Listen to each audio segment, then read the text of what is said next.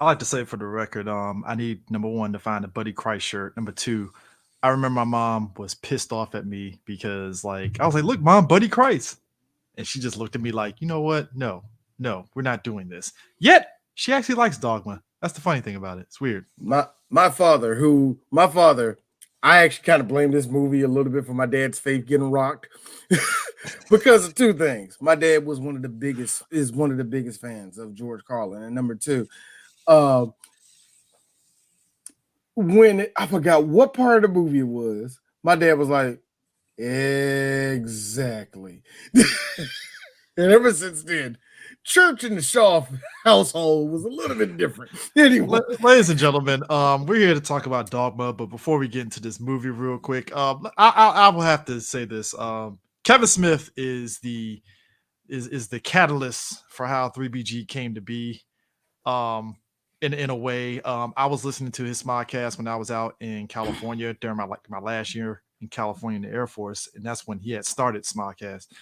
And when I came back home in '08, I remember I introduced D to this because D was in my car when we were on our way to Eris's place. And he was like, "What's this?" I was like, "It was Kevin Smith's podcast, him and Scott Moser, Smodcast." I don't know what episode. No, it was the one where they were in San Francisco and they were talking about the news report with Little Lupito or whatever and shit. where the porn star. The porn star saving homeboy's life. And I'm also assuming that Kevin Smith was still peddling Fleshlight.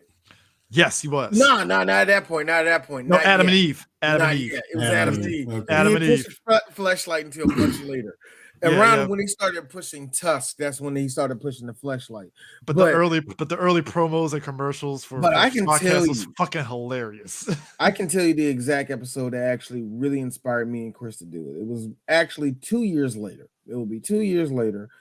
We didn't know what the fuck we were going to do. At this point, I already started 3 Black Geeks. I ran my mouth and said we were going to do this and that. And what we realized is that we didn't have the time or the patience to do any of the fucking YouTube shit. So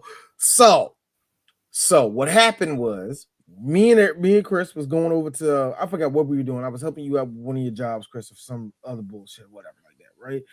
And we sat down. We was listening to the episode where he was talking about the famous Disney sex dungeon underneath Epcot, and Walt Disney got. And I remember clone of Hitler. And I remember turning to you and said, why can't we do that? I remember saying, why can't we do that? Or that seems like a good idea. Time mulls over and we finally came up with the idea. Hang on. No, I could have sworn I had another part, like I had a part in this because didn't we, like we were having a good ass conversation about something after the belly video thing. No. Was it before that? No, it was all this was long. After. Okay. No. But I'm talking about before. Like what led up to all this was we were having a good ass conversation. We were cracking jokes, and D said something, or Chris said something, and I said, "Why ain't we recording this?" Yeah. No. That now I know what you were talking about because that was still during the time right before. That was right before we started doing that happened like weeks before we did what I count as our very first thing, us talking about the Boogie Town trailer. So yes. That happened weeks before. Now, what me and Chris were referring to was us going to podcasting. Because like I said, this was after us in my, I wouldn't say trying and failing, but kind of like, that ain't our niche. But whatever. So it's just kind of interesting that we finally did a Kevin Smith movie. Why? But it's kind of. But it's kind of crazy just seeing his trajectory like right after Clerks 2, where it's really I'm gonna credit him because this is where it started. Kevin Smith was the first person to really highlight the issues that was happening in Hollywood, which put him down that road of actually funding his own movies and looking in the indie route in order to get his movies made, because the Hollywood system is very broken. And, he was breaking it down. Like when he did Clerks 2, they wanted to throw so much budget into marketing. He was like, why do we need to spend this much on marketing? Like, no, what are we doing here? And he was just, and I remember when he said that at Cannes, a lot of people booed him. And I'm like, nah, he's right. He's right. because Kevin, I think because Kevin is what I would consider he's not a part of the upper crust of Hollywood. Number one, because of his thoughts about the industry, he's already beaten down, and because he's not seen as somebody that makes good cinema. He's Chasing Amy was like his good cinema that critics. That's like the loved. only no. Actually, I would say Dogma is. I would say Dogma is, and Chasing Amy. But no. I would say Dogma is. Chasing Amy is for people that want to be pretentious with Kevin. I love that. I love that movie though. You gotta know. I don't look. Chris, I know where he falls. You saying love is a strong word. No, I know where he falls in line. I know where he falls in line. It's it's what he is.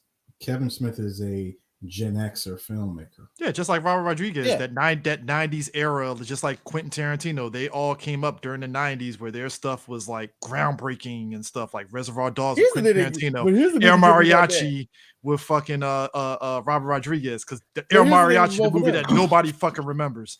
But that's the thing that get me with both of them. Both of them motherfucking industry is fucked. And no, Quentin Tarantino, yes he is. Stop doing that, y'all. Stop doing that. Stop doing that. The dude that got him into producing, even the dude that don't do that. Don't. People say it was Reservoir Dogs. Nah, Pulp Fiction is what put him through the trajectory of like his industry. Yeah, let's just be real. Reservoir Dogs was the things to get all the critics sapping over who you are as a director, as a writer, and all the rest of that shit. But yeah, there was a whole body of shit. Guy Ritchie's a part of that Gen X, them Gen Xers. Oh, which one was it? Was it Lock, Stock, and Smoking Barrels? Lock, Stock threw him over the edge, but Snatch is the reason why everybody knows who Guy Ritchie is. Yeah, Snatch blew him up. Yeah, Snatch was the thing that blew him up. So Snatch blew him up. Anyway, but yeah, Kevin Smith falls into those Gen X directors, and unfortunately for Kevin Smith, much like Seth Green, people don't take him that seriously. They just don't. They just don't. That being said, I think far more people respect Seth Green. Richard Linklater. Yeah. Richard Linklater. Richard Linklater. I keep forgetting about him. Yeah. Yes or no? Yeah. Keep forgetting about him. And there's a couple other ones. You know what? What's the face? John Singleton would have been a part of that group too, because John Singleton shit was like, these are black people. So the point is, it's like I didn't know they lived like this. Oh my god! Is that how Compton is? Is Compton? Is that what a drive-by is? I didn't know that the people of Watts, California, had all of this turmoil. If you want to be somebody, you want to go somewhere. I couldn't think of that. Wait, no, I got you, D. I got you. No, D, I got you. Oh my god, he does go to college. Oh my god, he gets to be with his girlfriend at the same college. Wow. So there really are positive black male role models in the hood. That's a thing. Oh my goodness, do you see how Cuba is swinging?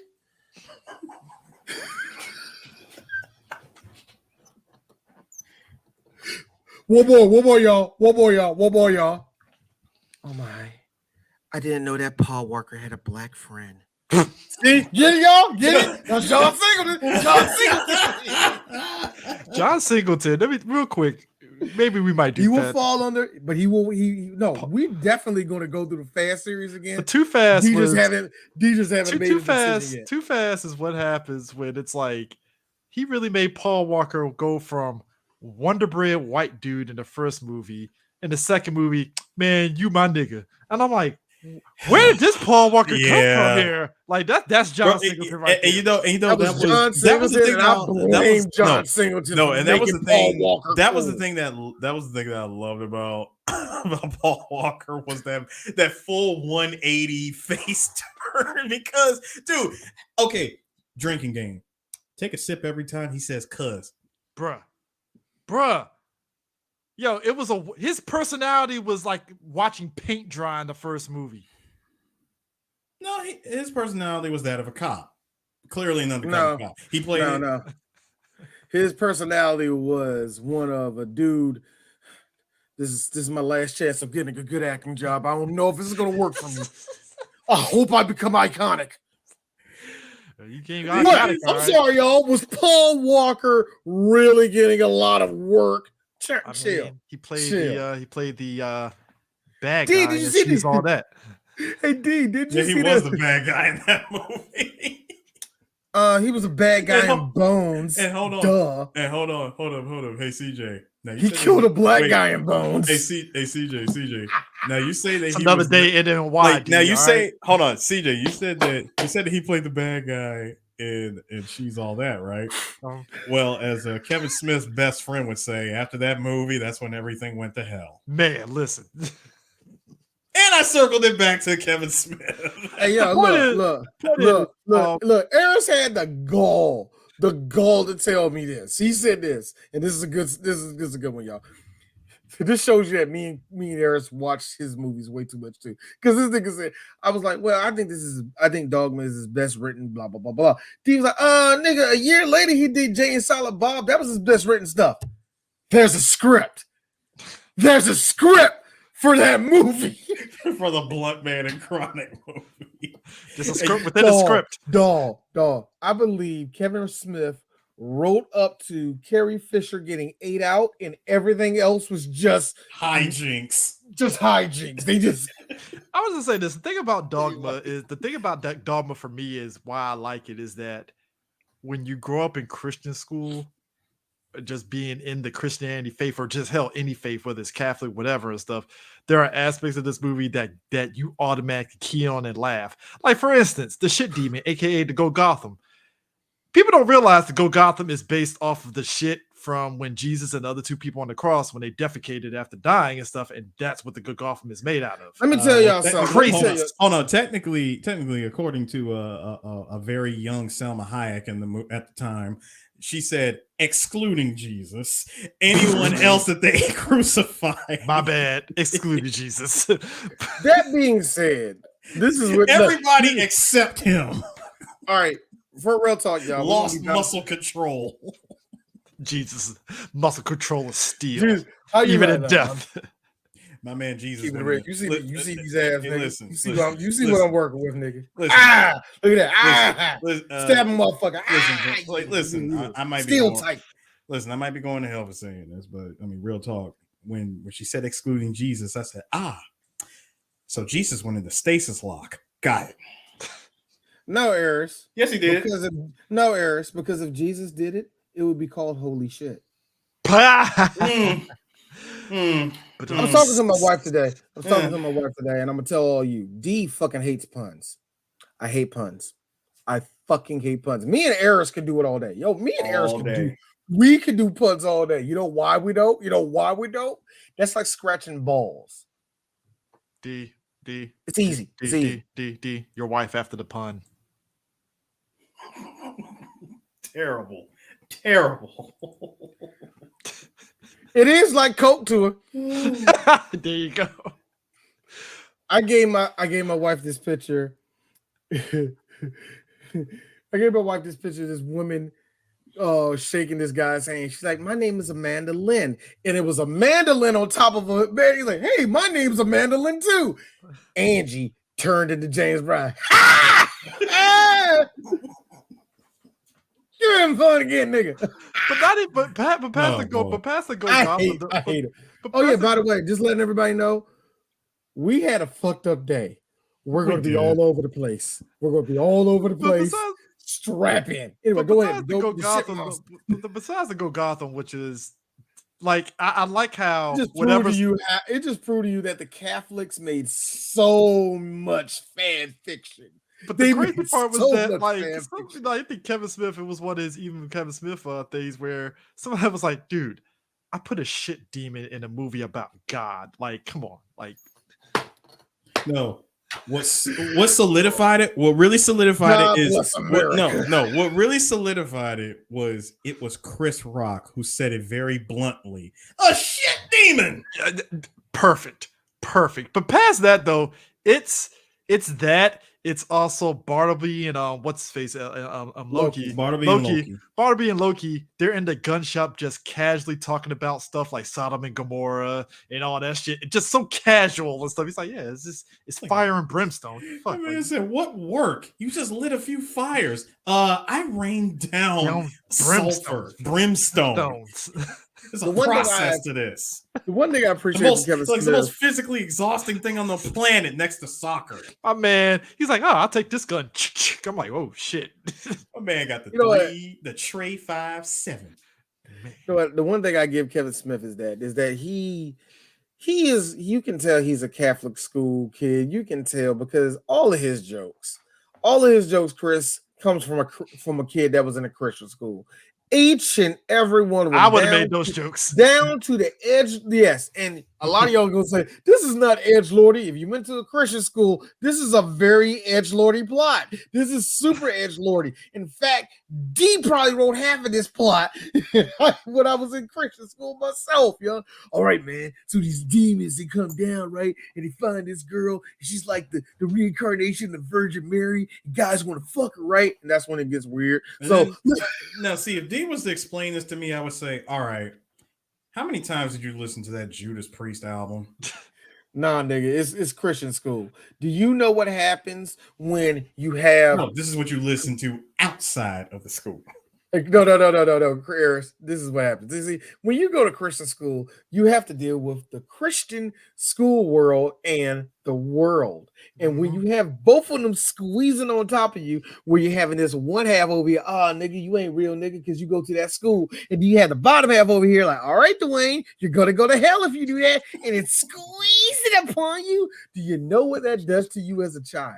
You just start thinking of the most imaginative bullshit in the world just to fucking escape. And Kevin Smith has proven one thing to me, is that his relationship with God is very much like mine. I want people to understand. Oh my God. Me and D had a conversation on the phone. No, it was offline. We had a conversation where we were just joking about like Bible shit, like David and Goliath. You put it in like action movie form and just all this shit. Because again, that's how our imagination is. That's how you do. David and Goliath, directed by the Russo brothers. Man. Oh man, do you know I had a plot? I actually had a good plot for Samson when he lost his head. I had a good plot for that. It's all action and beat the shit out of niggas. He cut his head. Look, because D was a teenager horned up, he had this one scene with the lolly. He's like pumping the shit out of him. You know what I mean? It was going to be awesome. He's like, he loses his muscles. He's like, I would imagine a Samson movie breaks everything, and it's all awesome. I would imagine a Samson movie being made by the guys who made John Wick. Oh, me and Chris did see a Samson movie. Year 2, 3 Black Geeks. We never reviewed it for a fucking reason. All I'm saying is this. My version of the 10 Commandments, when Moses parted the Red Seas, would have turned into Mad Max with the fucking waves hanging up, and they gotta chase them through the fucking waves of water and shit. And all of a sudden, all right, time's up. Or you keeping in time with that timeline, it would have been The Great Escape. Yeah, it really would have. True story. This is what D said. I actually had this idea and I was going to write it down, but I was afraid because I got so discouraged from doing anything that came off sacrilegious. And I had this all the way into my marriage until Angie said, you know what, D, make your jokes about God. That ain't funny, D. He's like, so but anyway, this is one joke I had. The same thing, Chris. Mm-hmm. Split. All right, go. They're running. Moses on top of a horse with a gun. It's not over yet, Moses. Pharaoh.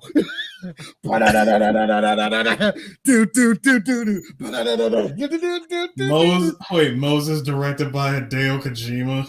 Man. Hold on, Chris. After one of the plagues,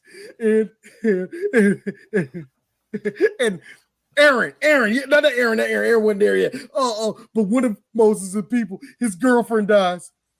Moses, why am I here? Joseph turns out to be fucking Joseph ends up being fucking Master Miller and shit, missing a fucking arm and leg and shit like Moses. This the best. This the best plot twist. See, right at the end, somehow Pharaoh survives the waves from crashing on him. He makes it to Moses. Trump card is activated. There was an 11th plague. No. The 11th plague kills Pharaoh. Moses. Nah. All of us. Fuck. Nah. Polio. No. That happens, but what you didn't see. No. Hold on, Eris. Get better. Common. Cold. See, I wouldn't even go that far. That's too easy. I wouldn't have gone to Fox down right. It'll just been him falling down, and you just see the 10 Commandments in the back of his back.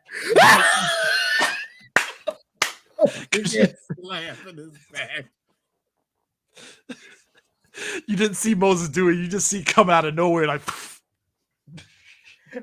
I threw that shit before I walked through the sand. Or this is look. Pharaoh dies. You press R1, look in the sky, you see God.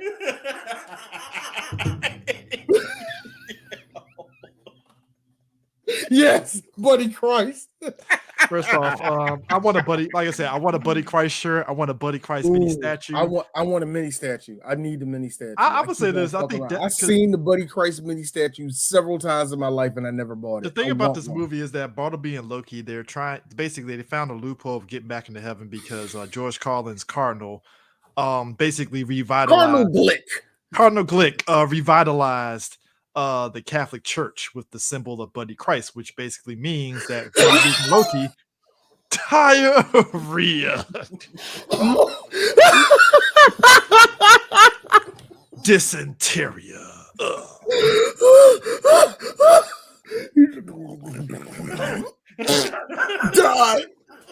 Diarrhea. I just want people to understand. Let's get a rap for this motherfucker. He's not. I want people to understand something. This is why time traveling kicks him back in the water. This is why time traveling is terrible because can you imagine you're observing the old West settlers and stuff back in the day, and you just watch them like, damn, nigga died from diarrhea. Ain't that a bitch? Nah, that's a real thing. That's a real thing. You know, actually, this is all it takes. Dysentery, diarrhea. Hey, Chris, and this is all it takes because they want being around all them nasty ass sellers. So ain't none of y'all washing y'all hands. Ain't none of you washing y'all hands. Let me tell you something. Y'all some dirty white people, man. Y'all some dirty. No, I'm just being real, man. Y'all dirty. Let me tell you something. See y'all in 2022. Nah, D, let me tell you something. All three of us would have just dropped a bottle of aloe in front of black people and said, use this. Hold on. That implies that we did during slavery times. I would be giving them a gun, not an aloe. What are you talking about?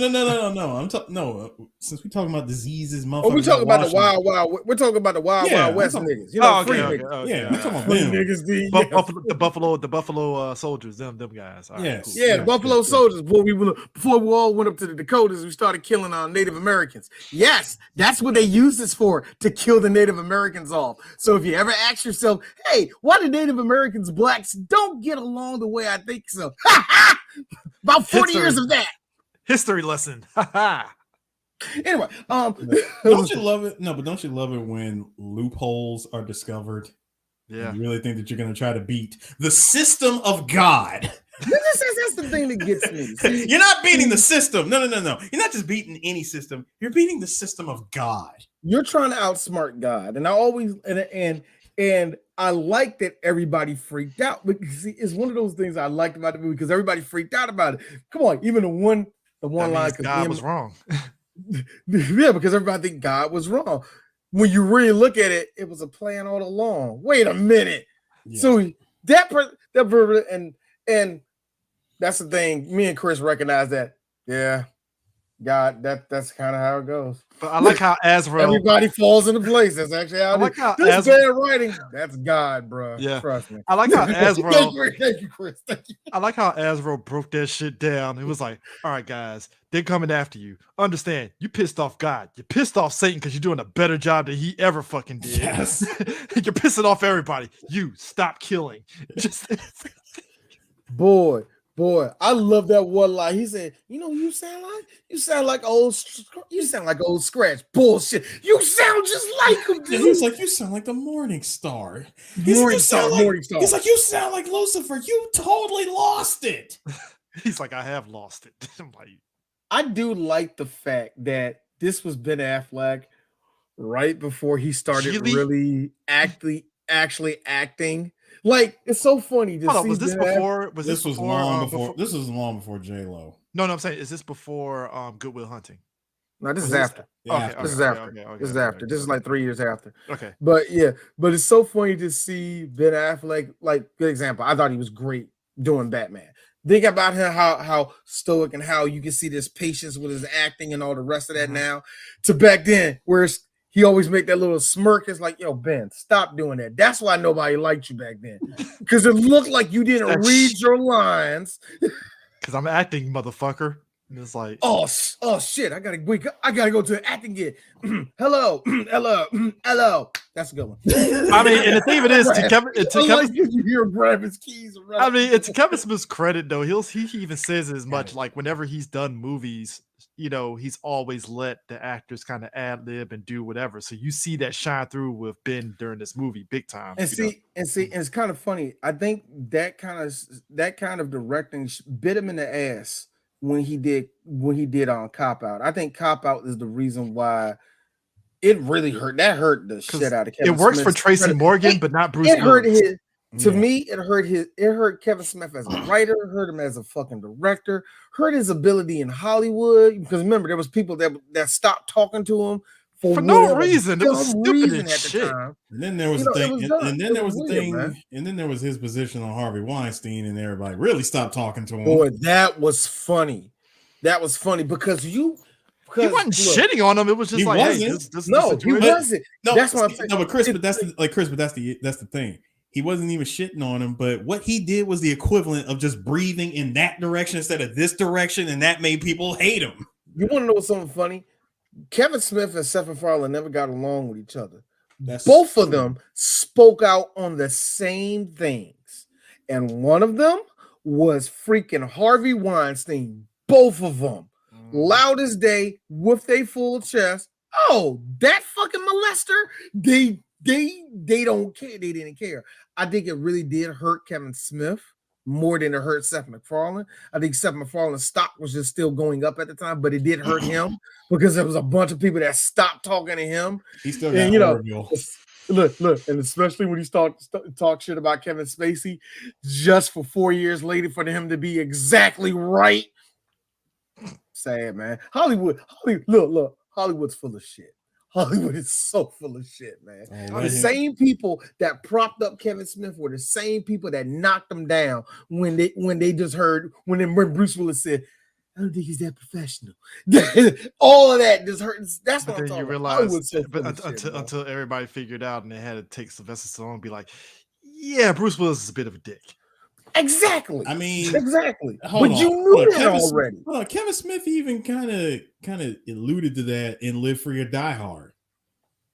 But again, he was being nice, and again, he was being nice, but at the same time, he was letting it be known, like, yo, Bruce is quite difficult to work with.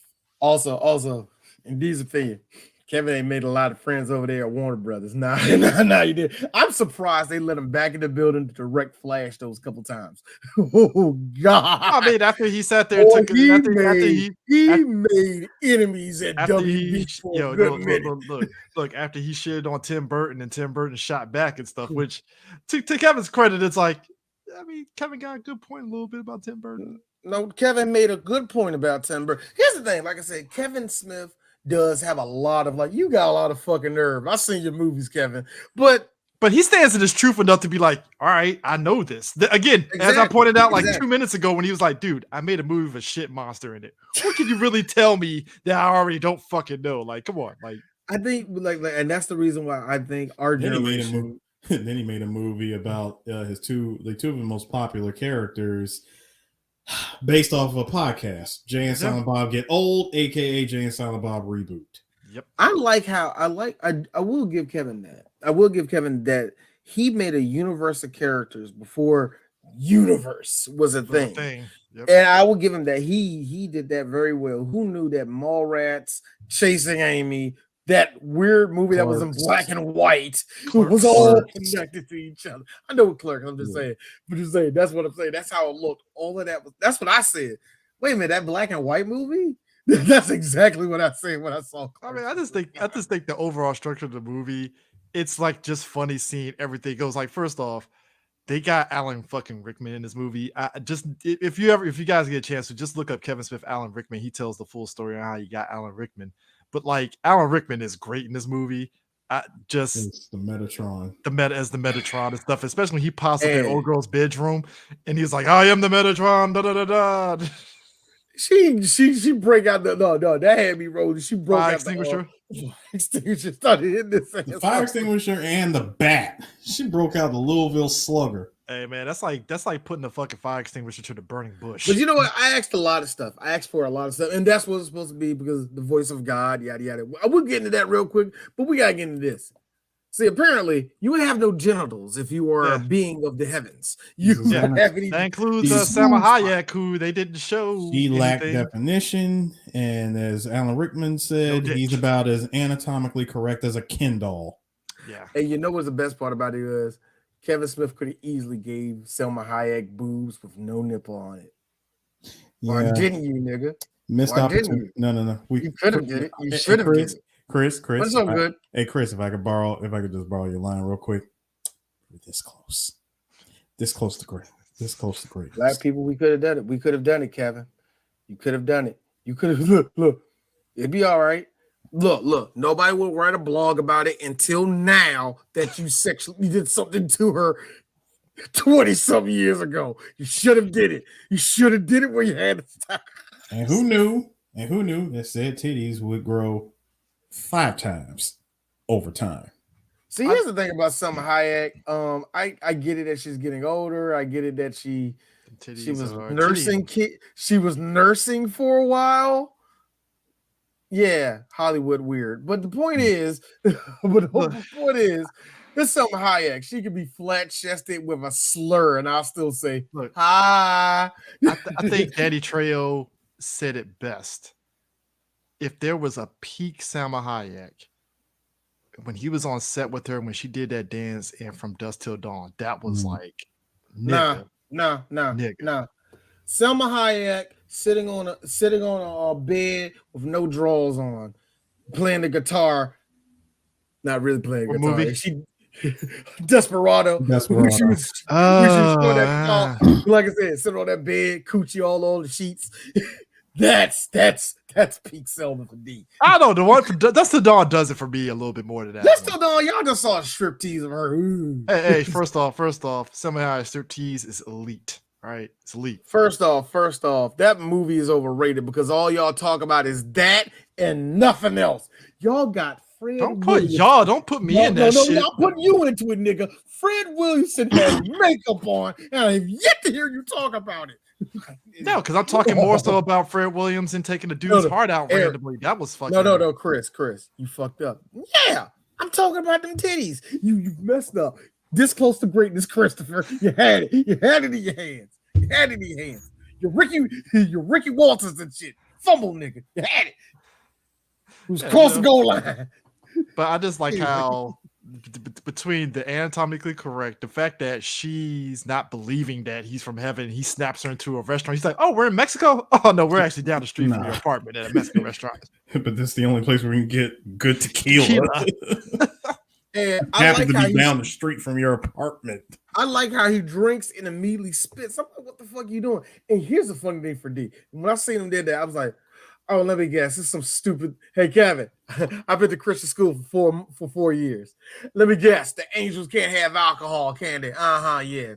Well, it's not that no, D. It's not that they can't have it. It's because it always takes one. It was because of one Loki, I know. the very inebriated Loki cast down the sword, gives God the finger, and left. Yeah. It's because of this movie. I realized that people take God way too seriously because Alan Rickman said it perfectly. Of course, like God has a sister. She's funny. Have you seen you people's faces mid coitus? Yeah, like, especially during sex. And God has a sense of humor. Like, whoa. Sex is like sex is a joke in heaven. Apparently, it is down here. Good joke. Love it. That was really No, 10 out of 10. because I have a feeling. God, what's sex like? And God show us. Here's all of us. I came close to that once. No, you didn't. I mean, I think also too is the fact that at the beginning, Eris, here's you, Eris. Why I got a lift though? What? I think what's great is at the beginning of the movie, had to bust a nut. I like how Kev put a disclaimer at the movie, like besides God, 3 disclaimers. He's like, besides God has a sense of humor. Look at the platypus, and then all of a sudden puts another one. Hey, we're sorry for any platypus enthusiasts. No, platypi against the platypi. Look, here's me. Hey, Kevin, I like this joke, but this bleeds the 90s. Stop. All of this just bleeds 90s rebel. You know what I mean? Did you love Azrael asking Gen X, we do differently. And Eris, Gen X, we do differently. No. Look at that. I see. I got you.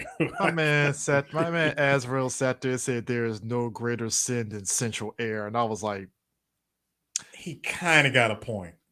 Yes. He has a point. Yes. I'm like, I can't get mad at that. You ever been in an apartment? Hell, like, I won't even say a house. You ever been in an apartment with central air? It's fucking beautiful. It's great. It's great. You go into any room in in that, except the bathroom. Except the bathroom. Boys. Thanks for keeping it. Thanks for keeping it locked to the movie, Chris. Going into any room in an apartment, and you feel central air.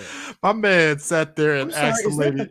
Is that a gentle, cool breeze making sure everything maintains a certain temperature in here? My God, this is against God himself. I like how Jason Lee Azrael rolls in there, sits there, horns pop out, which I love it. I like the subtle special effects in this film. Yeah, you really tell that Kevin Smith didn't want to spend that much on it. Like the central air hits. We got a shit monster to make. That's where most of this budget's going to. A shit monster that 20 years from now still going to be passable. It's not bad. It's not bad. Not also, bad. the fact that having subtitles, that practical effect really worked as well, doesn't it? Also, having subtitles on and actually knowing what the damn Go Gotham is actually saying, and I'm like, oh, that's what he was saying. Okay, Yes. All right, cool.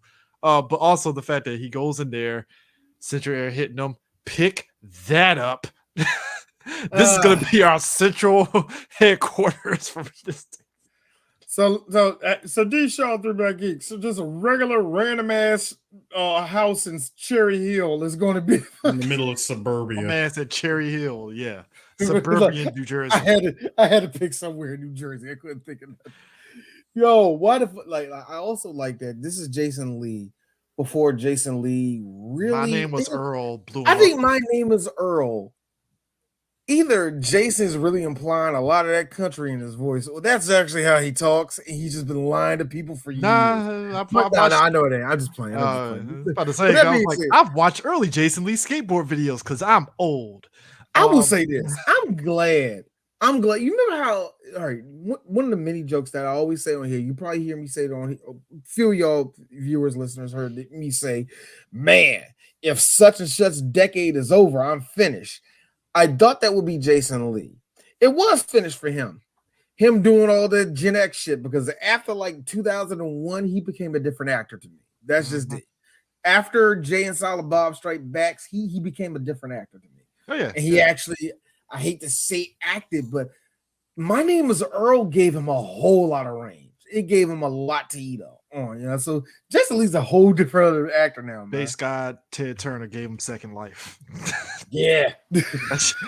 Yes, you might be saying Ted Turner. Yeah, because My Name Is Earl was cleaning up the ratings on TBS for a long time. Man, he's still getting residuals. My Name Is Earl was a great show, you know. It was and to give it its credit, it was going to be one of those shows where NBC was like, all right, we give it a season or two. It lasted what, like 6, maybe 7 seasons, yeah. That did pretty well, man. I ain't did that bad. I got a question for you guys. So have y'all ever noticed that you cannot find this movie streamable anywhere? Because of the Weinsteins. Mm-hmm. Harvey Weinstein literally has this movie held hostage. Yep. This is one of the few movies that Harvey has locked up in his personal sex / masturbate quietly while nobody's looking room. He has quite a few of them, man. And like movies that he refuses to ever let see the light of day. And you know the real creepy thing is to hear Kevin Smith's last interaction with him when he said, I talked to Harvey, like, yeah, cool, whatever. Yeah, we're going to get that through for you. And then everything came out about, the whole Me Too thing. And he said, you got to call. And he said, one of his friends said, you got a call from Harvey? Like, yeah, I was like, oh, he was trying to find out who was still his friends. Oh, yeah, that's wild, man. That's a wild story, man. I've been in a situation like that too. You're like, yo, that's what he was doing. I'm just laughing at like the Kevin, who hasn't talked to Harvey in years. Out of the blue, Harvey calls him. That shit is sus. That shit is sus. I mean, that's hella sus. That is like he was checking who was still on his side. That is wow. See, I would love for Harvey to talk to Black Kevin Smith. That would have been like, damn, dog, that shit sucks. So why you still got my movie, bro? You ain't gonna give me my shit. I'm sorry. I'm calling Black people's bluff. Harvey Weinstein, while still in jail, said, you know what, Negro community, I have given money to you for years. So I want to continue to fund your movies. How many of y'all going to say no? Now hold on, D. D is being real. Then hold on, D. Harvey, look, I hate to be. D has said it before. Hang on. He ends it with, I promise.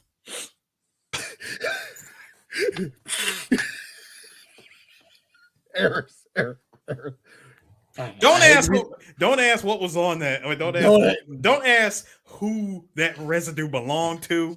Just don't. Where it came from. What body part it may have came from. Look, all I gotta say is this, and D said it before. And look, I know Black people, we don't want to admit this, but I have to be the person to do it. Mr. Weinstein is good to us niggas. He done gave us all these movies. And I will talk to Mr. Shaw next week. You will see my chair just spinning as I laugh. But guys, hey, look over there. It's the Pope. I love that. That is the funniest shit ever. Hey, Kevin Smith, I got a question, man. Look, if I was writing this movie, I would have the girl have a job where it's kind of against her religion. She works at an abortion clinic. Thank you. Perfect. Bro, thank you. Perfect. See, back in the day, that was clever writing. Now it's just like obvious writing is obvious. Kevin Smith got Janine Garofalo to play an abortion clinic. Now that's how you know he has friends. Yeah. I'm just laughing. This whole movie was him with friends. Hell, did y'all know that? I did not know this. Y'all knew Gwyneth Paltrow was in this? Yeah. I didn't even. Yeah, she. Hold on, which character was she? Wait a minute, she was in this movie. This was at the beginning of the movie. She played basically she was there at the airport scene. Yeah, she was at the airport scene. It was like one of those uncredited roles. Yeah. Kind of thing. Oh yeah, there is a freaking laundry list of uncredited people in this movie. Eris. Was Harvey there on set with her? It is possible. Somebody had asked her. It is quite possible. I ain't saying that she popped that thing for him, but she might have. I do believe. I don't. now, I think this was. D, I do think believe that he probably went under the alias Walsh Goldberg. Here's the thing. I don't think that happened only because this would have been after Brad Pitt threatened Harvey Weinstein's life. Hey, Chris. You know that she was taking Harvey Weinstein's jet before that whole Brad Pitt thing, right? Yeah, and this is after that. No. This is probably before that too. Point is, this is Harvey. This is her.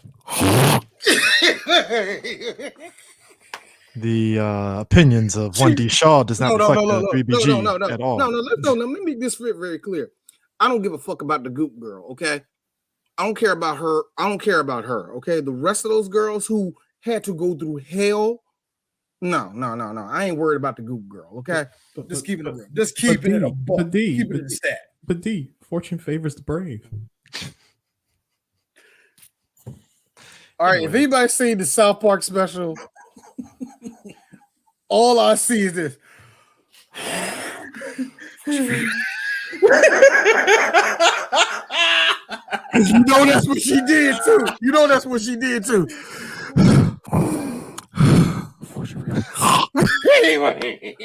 That whole line when she addresses that shit in the most subtle thing. Oh, look, it's the Pope, and everybody looks. Not because Brian Johnson is the lead protester at that group, and he's like, "Hey, ain't no Pope over here." I was telling myself, "Hey, yo, Janine, if I know you probably only be in like one, maybe two scenes, you better have a cigarette." And there's a cigarette. Jesus Christ, chick, you don't even take you long. All right, I gotta ask a question, y'all. I was never really attracted to her, but I kind of was. Was either y'all attracted to Janine? Like a little bit, not at all. Anyway, it's okay if you're not. I don't care. I had to get this off my chest. I was attracted to her humor. Slightly for a hot second, but I recognize her humor, her brand of humor. So it's like this. I was attracted to it, and I was like, you know what? I don't like the black golf. I mean, not the black, the Jewish golf thing you got going on here. Not Garofalo. I don't know. Whatever little weird little. I like. No. It's like yes, but you're like Daria. If I really didn't like her, so no. Yeah, that's what a lot of people. That's what it felt like. Everyone has said from Jump Street that Janine Garofalo is Daria, pretty much future. No, she's time skip Daria. Daria. Like I never watched her stand up, and everybody was like, "It's like I heard people talk about, oh, she was a good stand up," and I'm like, I did not watch that much comedy, especially particularly from white people in the '90s like that, unless it was like Dennis Leary, if it popped up on my TV, or like stuff on HBO. But I heard she was big though, really big. Here's the thing, Jenny was big, but I seen like skits and little itty bitty funny things she may have done. I never seen her stand up though. Yeah, that's why I was like, I Do might. you want to know the first time I seen her stand up? Jesus Christ, help me, Lord. The first time I seen her do stand up was her when she was on the episode of The Simpsons. Jesus Lord. Wow, that is the only time I ever heard. I'm just wilding out though because like Jay and Silent Bob pop in to help Linda Florentino's character, and it's the funniest shit ever. It is great stuff overall. Any fucking way. I mean, Jay is like, I really did love how Jay was a good looking heroin addict. Seriously, for a dude that was doing heroin at the time, he looked pretty good. Anyway, I think he said it was because Jay and Silent Bob, he gained weight. Yeah, he gained weight on that. But he was doing. I mean, the fact that he was still doing drugs and acted his ass off in this movie, it was fucking hilarious. Keep this in mind about Jay. Jay wears so many layers that you can't tell that he's really gained weight. Well, he said in Jay and Silent Bob, you could tell in his face. Yeah, in his face. Yeah, you definitely saw it in his face. But in Dogma, I'm like, bro, it's literally a year apart. I'm like, dude, what the hell were you doing? Hey, them drugs. DRUG. Hey, you get off heroin, you get on the other drugs, you eat more. But hold on. But he did. I mean, no, yes, that's true. But Kevin says, I mean, whatever Kevin said, he told him, look, get clean. I'll put you in Jay and Silent Bob Strike Back. We're going to make that movie. Just get clean. There you go. Apparently getting clean Also, the side effect of getting clean for this movie also meant gaining weight. It's like, let me get some hot dogs, some food. But that's how it go. You know, I hate saying it, man. That's how I go for a lot of people, especially people that got drug problems. They gotta go do a lot of weight gain, weight loss. It's weird, even man. the slide or they get a worse habit. Like I know people that stop. Like not I have known people, but I have seen, kind of co-workers, put it that way, who were ex dope addicts, whatever they was on, and they smoke cigarettes constantly. Like constantly. I mean, it's like the running. That's their drug now. You know what I mean? It's like the running thing in Tokyo Drift that we didn't find out to the next movie when Gianna pointed it out. Like he's eating food consistently in Tokyo Drift, and you find out he was a former smoker, and that's what former smokers do. They got to find something to kind of satiate that and stuff. That's why you see a lot of these smokers, if they can afford it, they go through nicotine gum like it ain't funny. It's like, like nigga, look, masturbate, like masturbate, go masturbate. That's probably the best thing for you to do. I'm dead serious. They pop. Do something with your hands. Do something with your hands. Lose some energy in the process of what these things. Well, seriously, they pop them nicotine joints like Skittles. I mean, well, first off, it's funny. You need something to replace, though. You do need something to replace a habit like that. You know? Do you have that picture of Loki with the gun where he's pointed like this? Yes, I do. Yeah, I think I do. I was gonna say you're talking about this thing. Yeah, go ahead, pull that junk up. I do have that down there. I got because that scene in particular, I love that scene because it's one of the many banters between Bartleby and Loki about who, just you basically get the gist of their characters through their actions and stuff. And that was the moment right there where Loki is always bragging about what he can do. Like, I can predict a sin immediately. It's like that guy over there. That's not his wife. Yeah, that. My man was like, "That's not his wife." I got really. I got a question, Chris. No, really? That wasn't Scott Mosier, was it? Yes, it was. Yeah, that was Scott Mosier. I knew it. Going through the face and everything. But that's why, because I'm so used to hearing his voice on the podcast, where it's a lot deeper, and of course, it's a lot closer to a mic. But still, I was like, "Is that Scott?" No, the best part of that whole exchange between Bartleby and Loki, I swear, that is either of us. Like this is your fucking business, but like no, this is me. Like this would be me and D or me and Chris. We'll be going back and forth. Like, dude, I could tell. I could tell when some fuckery's afoot. Check out what's going on right here. Like what? They're kissing. Adultery. Really? I like the smugness. The smugness of him. Like really, nigga. Okay, all right. Hang on. Like, excuse me. That's adultery. Who cares, D? Like, sir, is that your girl? Not these are your no. He just asked, "Are you married? What do you think?" Okay. Excuse me. To her. What? Are you married to her? No, that's in your fucking business. But no. Why? Goes back to making out. And I like that Brad Pitt is just not Brad Pitt. Affleck is like, son of a bitch. He's good. Like I said, those interact. Dude, wait. For D, hold is the big gun is what's getting the D. Yes, that's the 357 Magnum, but the best part about it, D, check out the no scope. Man, look, really. I just like how it cuts to that shot. When it cuts to outside the bus and you hear. I also have to be that person too. Hey, Matt, when you shoot that gun off, did it break your whole arm? No, seriously, because the way you holding that thing, that's dislocation. That's dislocating something, dog. Well, in movie universe, he's an angel. But you're right, because you remember that video of that chick that had a Desert Eagle and it popped her in the head when she shot it. I'll never forget that. I never forget the time this old dude shot a gun. He literally, it was like a cartoon where he shot it. He literally like lifted off his feet and flew backwards. Yeah, because it's like my dad. I remember my dad teaching me like shooting a rifle. Like you got to have the thing right on your shoulder so you can I hated actually that. do it. It's still gonna hurt like a bitch. It doesn't kick hate back that. as much, but it does hold it in place. Versus if you just try to be like, oh, and you're gonna be like, oh shit, you know, because Nah, man, nobody told me that with a gun. The first time I shot a gun off. Oh man. You described man. you described that shit like the gun was made by Acme Company. hey, I think the worst thing that ever happened to me, I was qualifying. Me not knowing what recoil is was the most Bruh. angriest. What the hell? The weirdest thing ever. Basic training. We were doing. This is not like a video game. We were shooting the M4s for target practice. I did pretty good with it for the first time shooting that gun, and you know the bullets are coming out the gun, and one of the fucking hot ass shells hit me in my face. I'm like, ah, shit, dude. I did not know shells get that goddamn hot. That shit, and it's cold as shit outside, so it's like it hurts, but at the same time, it's like, ah. My buddy told me when he was in the basic training, he shot it off. It went down his shirt. Ooh, and them, like I said, them shells are hot as fuck. They're like pop.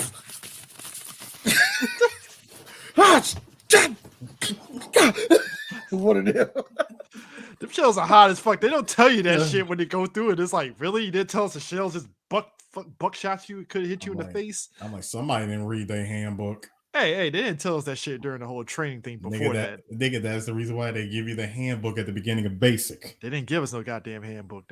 Hey, I'm my bad, Army. We're Air Force, so they didn't give us no goddamn handbooks. They just said YOLO. No, hold on. No. That's credit to the no. That's not dissing the Army. The Army, it's Army not. did. The Army did right by giving them a manual. They didn't give a shit. It was like, all right, here's how you shoot it. Make sure that you do this, that, and that's it. It's and like, the thing is, it's part of the Army core values handbook. I don't know. I thought Chris was going to get real bougie on you, say some shit. Hey, look, I'm just here to fix engines and do important shit. Whatever. I thought he was going to get real bougie on you. I thought it was going to be an Air Force response. Do you know that y'all Air Force response are all bougie, and only y'all don't realize how bougie y'all sound? I don't even say no Air Force response. The funny You thing don't, is, Chris. Thank God you don't. No, you don't. But I have heard some. because of where I was at, I hated people, and I was Why like, are you? Fuck out It's here. like this. Outside of calling this motherfucker a crayon eating motherfucker, why are you talking to him? Why are you trying to talk shit to a Marine? Look, You know that dude's gonna go for the same 4 jokes, and it ain't gonna matter what you say. But you feel the need, not you, Chris. I'm talking to the airmen out there. You feel the need to fight this dude that's gonna rely on 4 jokes. I'm sorry, 2 jokes, because the other 2 he tells wrong. But Sure. can't tell a Marine shit. Yeah, Marines and everybody else be like, "Oh, you were in Chair Force," and I was like, "Ha Chair Force." Hey, let's go in the back and make out and call each other gay. Yeah. I got enough friends in the Marines where I can make. I can make that joke. I don't make any jokes. I can joke on the Marines. I respect them the most because I so I wasn't can really go on them. because I was never full America fuck yeah about the military, and I just used them for the fucking GI Bill. All them jokes just went over my head. Like I don't fucking care. That's a cool story, bro. Like, what you want me to say? Like, I love that's the closest I'm gonna get to Chris saying I fucked the government over. That's the closest I'm gonna get to Chris on tape saying something like that. Hey, look, I've said this on the podcast multiple times. Bill, nigga. Yeah, look, You know I said multiple times, I fucking hated basic training and seeing all these white people go America fuck yeah with them shitty fucking USA anime music videos and shit with "We'll put a boot in your ass." I hate that song. 5 goddamn videos with them shits. CJ. I just remembered the CJ, you have to no, CJ. Thank you for that, Chris. CJ, you should have been down at my basic on January of 2004, right when the war kicked off. Toby Keith, I hope his ass got residuals from the U.S. government with that stupid ass red, white, and blue song. I hope he I did. hope Toby Keith still has a form of VD that he got from a girl that when he made that song. I hope he still got it. Like everything else is gone. God bless it. You ain't getting rid of that one. 9/11. It's like 9/11 happened and Toby Keith became the face of U.S. patriotism. Man, you look, you cannot disprove to me that there's a cabal of people, which is the United States government, and the country music industry. Woo! They had something going on during the war. There's no way you can get around that, man. So I gotta ask y'all. Did y'all like? We gotta get rid of the Dixie chicks too. We gotta get rid of these bitches. They gonna fuck up the whole. Did you guys like? NASCAR's already with us in this one too. Did you guys like? Fucking Matt Damon mixing Run's House with the Martin theme song. Man, that is the most whitest shit ever. Thank you. What he did there? Who's that? Say what? As soon as I heard him say Martin, I was like, all right, Matt, that shit was corny as fuck. Your But whiteness, okay, your Mr. whiteness Damon, came out of that. Mr. Damon. Dwayne was going to let you go with your rendition of Reverend Run's song, Run's House. Now, the problem that Dwayne has is when you then took a beloved song to somebody like Dwayne, you know, Martin Lawrence, who's from his city, by the way, so he kind of takes Martin Very a little bit too seriously in inopportune times. Fuck you for that. That was the most unseasoned shit I have ever seen him do, yo. It's the start. It's the him dancing to the twos. It's the him dancing to the 2s and 5s. Whose house? Run's house. And I'm like, hey, Chris.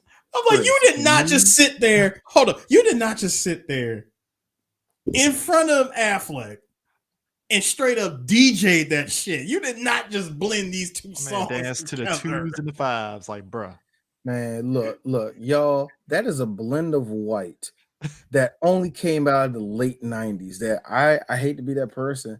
We get a different type of corny now, and it's just not that 90s corny. It's the white people now that are trying too hard. I gotta tell you, this 90s corny. It's lovely. It smells like Soundgarden. It smells like Soundgarden. Hold on. You can bring razor blades onto your air. It smells like Lollapalooza. That's what it smells like. Holy crap. You know what it smells like? Whole lot of bones? black people. No. It smells like black men getting locked up for being super predators. I miss this. Thank you, Chris. Cry Bill. I miss this. Hold on. Bill Clinton covering up all his bad shit he's actually doing with a saxophone solo. Actually, I know this. I remember this aroma. This aroma is called 3 Strikes. Oh no. I can make this very 90s. 3 strikes. It's what's for dinner. It's what's for dinner. Hold on. Disaster movies of the 90s. Gotta get some. Also, last one before we continue. Somebody made a joke about this, and I forgot that it was there. Remember that era of the 90s with the Gregorian chants, and they mixed it in with electronic music and stuff like yes, like Enigma. Yeah, Enigma music and stuff. And somebody was like, yeah, I remember being in a library in 1995, and the librarian always saying, shut that Gregorian song off. Like, and the thing of it is, I need an example, and somebody put it right then there. Remember that trailer at the beginning of Tropic Thunder with Tobey Maguire and them when they're holding hands, and it was what was the name of that movie? Fake movie? With the I don't know. I Captain Priest shit. That song right there. That was one of those Gregorian chant movies. That song. 90s. Pure 90s. No, pick up Power Blends. Man. Oh my God. Power Blends. For $9.99. Guys. 2 CDs for $9.99. Double pack. You know what, guys? You know what I love about this? watching the beauty of the Twin Towers. It just shows you the power that America has. What's that? Huh. Play? Ah, No, wait. Hey D, what day is it? September 10th, 19 September 10th. like 2000. You know what we should do tomorrow, Eris? Go to the top of the Twin Towers. Stop it! I always wanted to do that.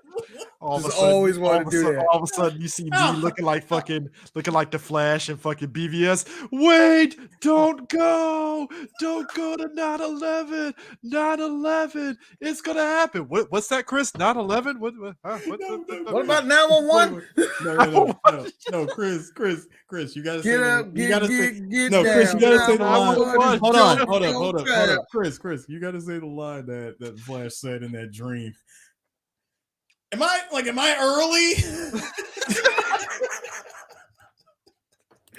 I early?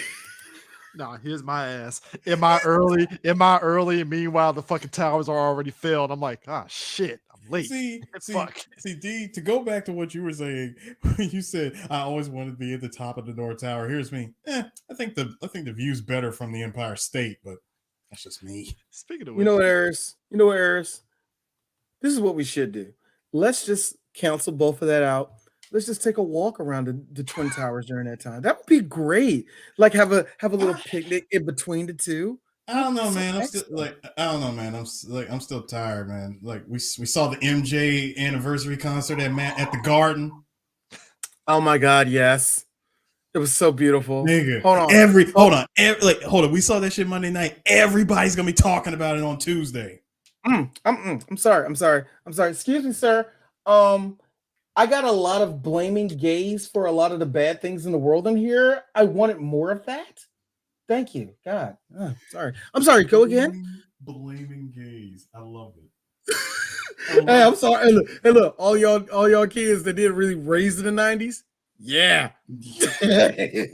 I'm just laughing. We blame it. Look, we blame the homos for everything. I'm just laughing because Jay and Silent Bob being there is because they watched a John Hughes movie about some fictional town. They just watched a series of John Hughes movies, and then they got the idea. And this is D and our good friend Tommy. Then we just thought we could live like fat rats if we were in the Blunt Connection in Sherman, Illinois. And they get there, and there's no Sherman. There's no Sherman, Illinois. There's no Sherman. This whole exchange is pure D explaining why they came to Illinois. No, it's not. But yes, go ahead. D, this is go you. ahead. Go ahead. He's like, all right, he makes this movie called 16 Candles. Not bad. There's tits in it, but no Bush. But Ebert over here don't give a shit. Because he goes out and rents all of his freaking movies. He's like freaking fucking Breakfast Club where all these stupid kids actually show up. Yeah, he's like fucking Breakfast Club where these kids actually show up for detention. Fucking Weird Science where this babe wants to take all of her gear off and get down and dirty. But no, she can't because it's a PG movie. And then last but not least, a Pretty in Pink, which I can't watch with this tubby bitch anymore. Okay, that sounds like me. That sounds like me. That sounds like something I said about you or Chris. That I can't watch with this tubby. I can't watch with these two little assholes like anymore because the moment she gets with her dream guy, he starts weeping like a whiny little bitch and shit, like a skinned knee or something. And there's nothing worse than watching a fucking fat man weep. Meanwhile, I'm sitting up there watching John Ritter as Ducky on the mailbox, pissed off because he didn't get with Whole Girl in that movie. Like, here's the thing. Now, it was actually funny, but John Cryer, not John Ritter. John Cryer. Because Eris, you just mentioned our boy T. T likes Hughes movies. I don't. I like him. I actually don't. I'm not. They're problematic as fuck. Very I like Pretty in Pink. I do like Pretty in Pink. I just think it's 16 Candles is problematic as hell. Hold on. Which one was the one where James Spader was an asshole? Was that 16 Candles or Pretty in Pink? Pretty in Pink. All right, yeah, that's the one. I do believe half of those movies couldn't even be made today.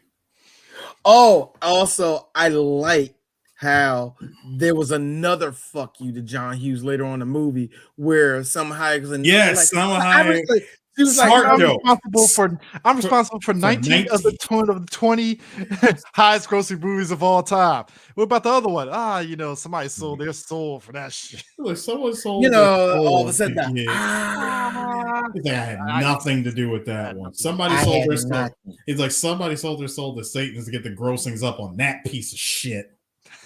Here's me. And I said that was a really good smart joke. Here's me. But I watched it twice as a kid. I thought it was funny.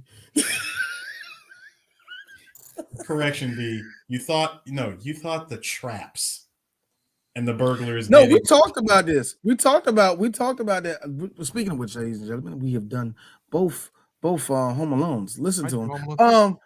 I gotta say this though, Eris. That being said, I'm really there for the Wet Bandits. They were done wrong, man. They were done wrong. I'm on their side. Wet Bandits didn't do nothing. They didn't do nothing wrong. Hey, Chris, they were taken for rich white people. You could ride a dick if you want to defend that.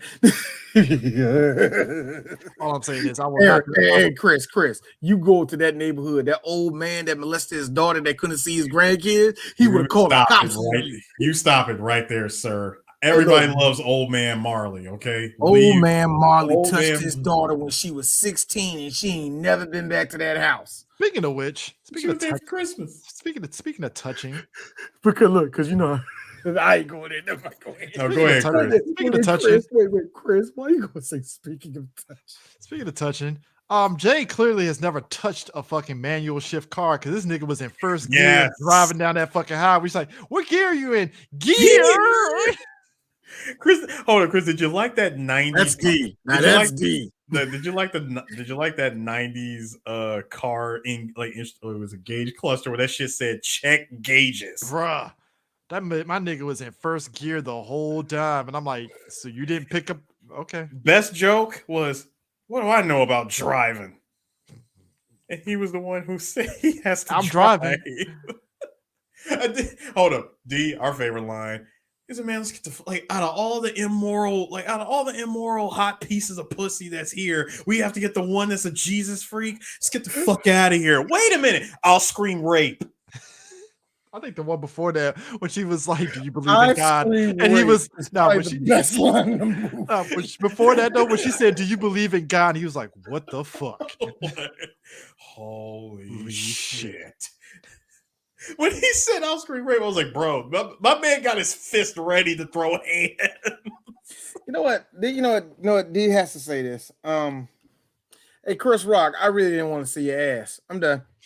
That was funny though when he came down. I wasn't ready for it. I forgot that he was butt ass naked in this movie for some reason. I don't know why. And wasn't quite crackhead skinny Pookie. Nah, yeah. We can say that. It's been almost 10 years since that. Yeah, I know. He put on some weight, but he's still skinny as shit in this movie. Though. Put on some weight. Took only one more acting course. That shit. Chris Rock has never been a strong actor. All right, y'all, chill, y'all. Yeah, he didn't get good until like 2010. No, I did like his lines in this movie. They were great. Dude, the fact that he said there was like I'm the 13th apostle. He was like, what was it? How many miles to the nearest town? It was like 20 miles or some shit. And he was like, yeah, he's like, yeah, back in the day, we walk. You ever heard of a fat apostle? It's like, which I call bullshit because a couple of them apostles were fat, but maybe I don't know. I don't know. Personally, I think Jesus was the fat one. First off, Jesus. Why? First off, dude. Why you fat shaming? Why can't he be fat? According to white people, Jesus looks like Kurt Cobain and has an 8-pack, and he died for our sins. So what's the black version of Jesus? And he eventually killed all the white people. He had long ass dreads. You forgot. And he rode on, and he was Egyptian. Apparently, black Jesus is. Chris, you forgot. You forgot. APAC abs look like Kurt Cobain, died for our sins, and came back as Optimus Prime. I gotta be real with you. Somebody said, "What does Black Jesus look like?" Okay, Black Jesus looks like. What's your interpretation of Super Saiyan Goku if he was black? That's pretty much Jesus. That's your version of Black Jesus. Jesus is Eric LaSalle. Jesus is Eric LaSalle. Looks like Eric LaSalle from Coming to America and found his Jerry curl. Actually, my idea of Jesus when I was a kid, he did have a Jerry curl, and I am not playing. The The Bishop Jerry Curl. I gotta be real, man. Jericho Jesus would be fucking dope as shit. Nah, not Oh, the Jesus, 100%. not the Bishop Jerry Curl. 100%. I'm talking the full on, full on listed. Yeah. Let me tell you something. Hold up. Are you making Jesus cut a wrestling promo now? Like, let me tell you something. I died for your sins. You know what God told me when I came down. Bless all of them, not just one, nobody, two, not just two. No, now I'm talking to Macho Man. Jesus, anyway. No. You forgot. In front of him has to be a low-angled, industrial-sized fan to blow the locks while he's cutting the promo. See, I thought you was going to say, like, you saw the camera pan down. There's like the 4 loaves of bread, and it turns up there, and you got Mean Gene in there like a robe. Gentlemen, we're out here in Israel, and I'd like to talk to this young man. I have known him for years. Jesus of Nazareth, how you doing? I'm doing good today. Now, Jesus, you're going into this. See, I'm gonna go there. I think everybody. No, hold on. I think everybody. No, D. Here's the problem. See, I think everybody gives him way too much credit until you put him in front of a microphone and he cuts a promo like Jumping Jeff Farmer. Boy, don't do that to him. I would am do it. Jesus Christ. You got me mad now. And I have come to help everyone now. Yep. And boy, I'll tell you what, I'm not. Boy, nah. Let's just be real. Jesus cut a promo is going to sound like Dusty Rhodes and people getting saved. I mean, it's going to be a line. I just like how, yo, look, anybody know wrestling? If Dusty Rhodes became a pastor, he would be hands down top 10 greatest of all time. He would have brought so many people to Christ. It would have been ridiculous. I mean, all I'm saying is like the fact that we have the 13th apostle and Rufus. The 13th apostle named Rufus. The fact, all right, look. Can this look? All right, y'all know what I mean by when I say this. Can you do this joke today and it still be funny? Yeah. You think so? No. The 13th apostle. Go with where you were going, D. Was it a line that he said? Because you said, "Could you do the joke?" Or are you talking about just the whole joke of? No, just the whole. The 13th apostle named Rufus, and he turns up. It would be funny because of the fact that it's Chris Rock delivering it. If it was just some up and coming new comedian, it wouldn't hit. It would not hit whatsoever. Would this shit hit would it hit if it was DC Young Fly? No, that shit would be obnoxious as fuck, and it would not work. How you look? I love how Chris does that. It's like this, Chris. Stop thinking of his shit on Wildin' Out. like Wildin' Out DC Young Fly and Stand Up DC Young. There were 2 different dudes. Either one way, has focus. The other one is trying way too hard. It's also the writing too. It's just how the delivery and everything. It's like, because I know you mentioned like this movie. I push back on notions on movies not working today. It just depends on the movie. Like I mentioned the whole thing with John Hughes movies being problematic, but the reason why they're problematic is because John Hughes was hitting on tropes like Long Duck Dong from fucking 16 Candles. That shit would not fucking fly today. Oh hell no. Shit like that, hell no. All the little incel shit that Anthony Michael Hall's character was fucking doing. Let me be real with you on that. Now, wait a minute. That still gets written into stuff all the time, though. Wait a second, Chris. You gotta understand. He's from a different era. Wow. Thank you. And that's also the reason why you didn't see that many black people, if any black people, in a John Hughes movie. Wow. He's even had place in Chicago. He's one nigga. He's had Weird Science. Huh? Weird Science. Remember they were in that black club. That was just a set piece. I haven't seen. We're in the black club, and that was just a set piece that doesn't count. Black club, and there was also 2 black people in that whole ass party near the end of the movie. Hey, Chris. John Hughes was. John Hughes don't care about black people. There you go. No, I couldn't think of that funny, man. I couldn't think of. But that's one of those situations where you watch the movies, and you're not really giving a shit about representation. You're just watching the movies and enjoying them. That's it. Of course. Because you went to the movie to see the actors that you enjoyed. It wasn't even about the representation or the message or an agenda that like that movie. If you happen to see some black people, you could recognize them. Hold on. I'm talking about movies that Hollywood tries to push today. You know, that's it. Like it goes back to actually one of the first things. Oh, shit, our first panel. I think me and Chris nailed it. It ain't that we want to see black people in everything. It's just that Jesus, there's a lack of any type of diversity in any of these movies. It's just white people. It's just white people being corny and white, and it's like, who are you really talking to? And we said it, and I remember Troy said it with us. He was like, it's up to the producers, up to directors, up to writers, yada yada yada yada. It's a collective effort.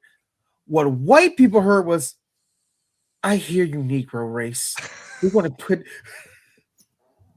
and they just did a shitty job of diversity ever since then. So it's like let me put it this way. I want to say shitty, this very, very patchworky, virtue signal heavy type of diversity. I think in today's world, you put out Dogma, I think a lot of the Christian stuff would definitely appeal to a lot of people, probably way more now, because but here's the thing, there's this kind of a look, like even back when Dogma came out, there was a bit of a pushback on churches and stuff. So a lot of people saw this as like a middle finger to, the institution of church in a way, that's probably what, even though, like you said, this was Kevin Smith kind of like parsing through his feelings on church in the first place. And this is why I say this is probably his best written movie, because you can see with the lines with what's her name when she was Hunger. It doesn't matter.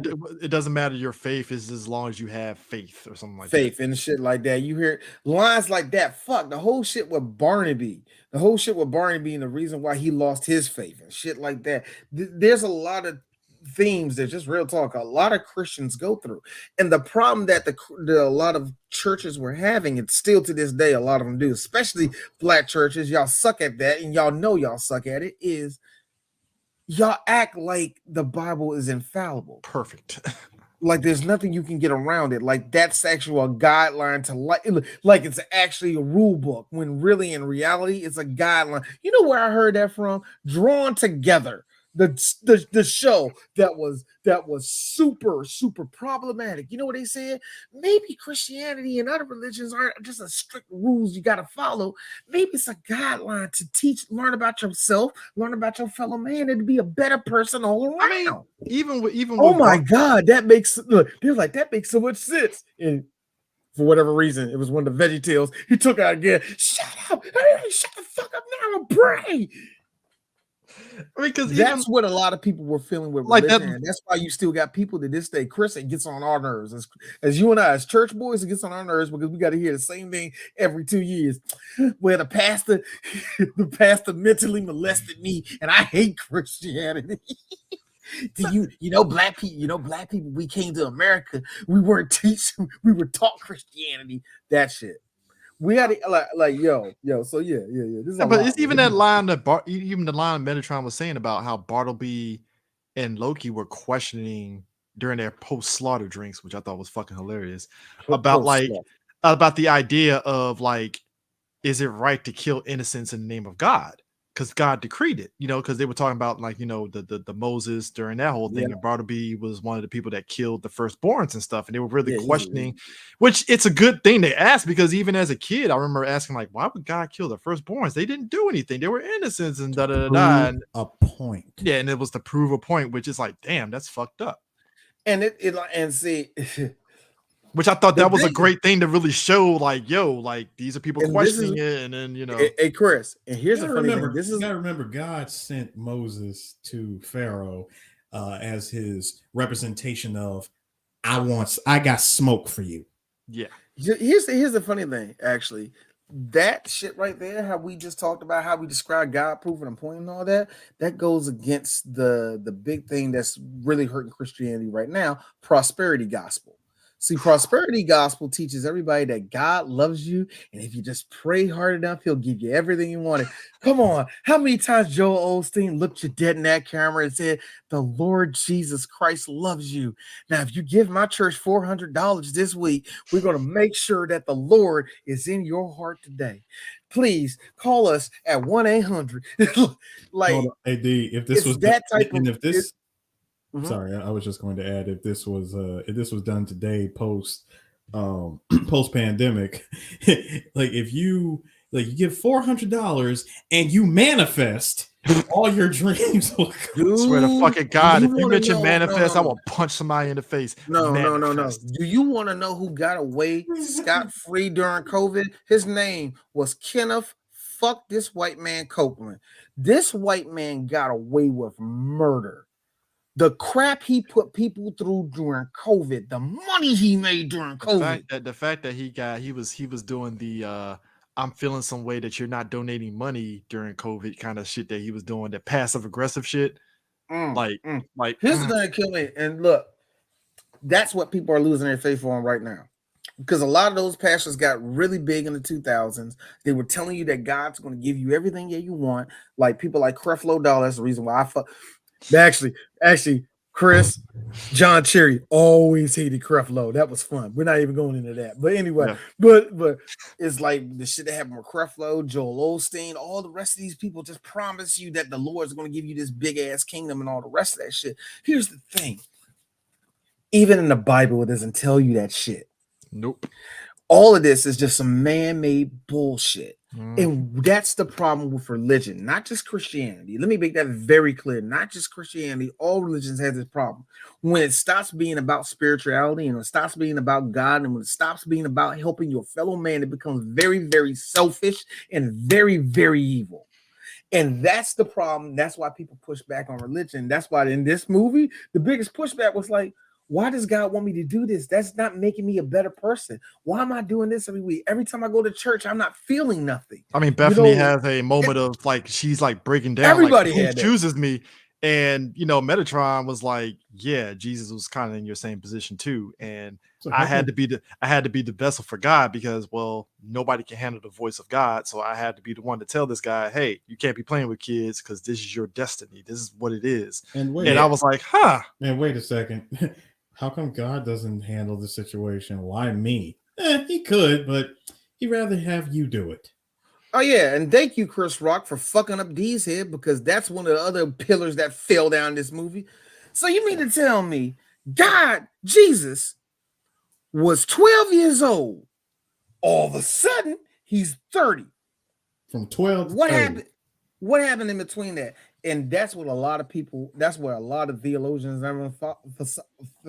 theorize and all that. And they say the same thing, that this is where it becomes different. This is where all the stuff we learn in the Bible, it's stories. It's to make everything sound bigger, make everything sound grander, make the story of being a better person, a bigger thing. That's where it comes from, this stuff. Of course, Jesus was a normal human being. Like, come on, y'all. Y'all really took this shit seriously. Theologians with all their Bibles and all. Oh, y'all think Jesus is real? I mean, he was, but come on, y'all. Look, really? Virgin birth? Come on, y'all. Look, come on, real. Let me. No. My man made this book. I gotta show y'all this shit. But the line that I liked from Rufus and stuff, even though it felt like a Chris Rock bit, but he was on it. He was like, yeah, white folks only want to hear the good shit, life eternal, place in God's heaven. But as soon as they hear and getting all this good shit from Black Jesus, they freak out. And I'm like, yep. It's like a black man can steal your stereo, but he can't be your Lord and Savior. Yep.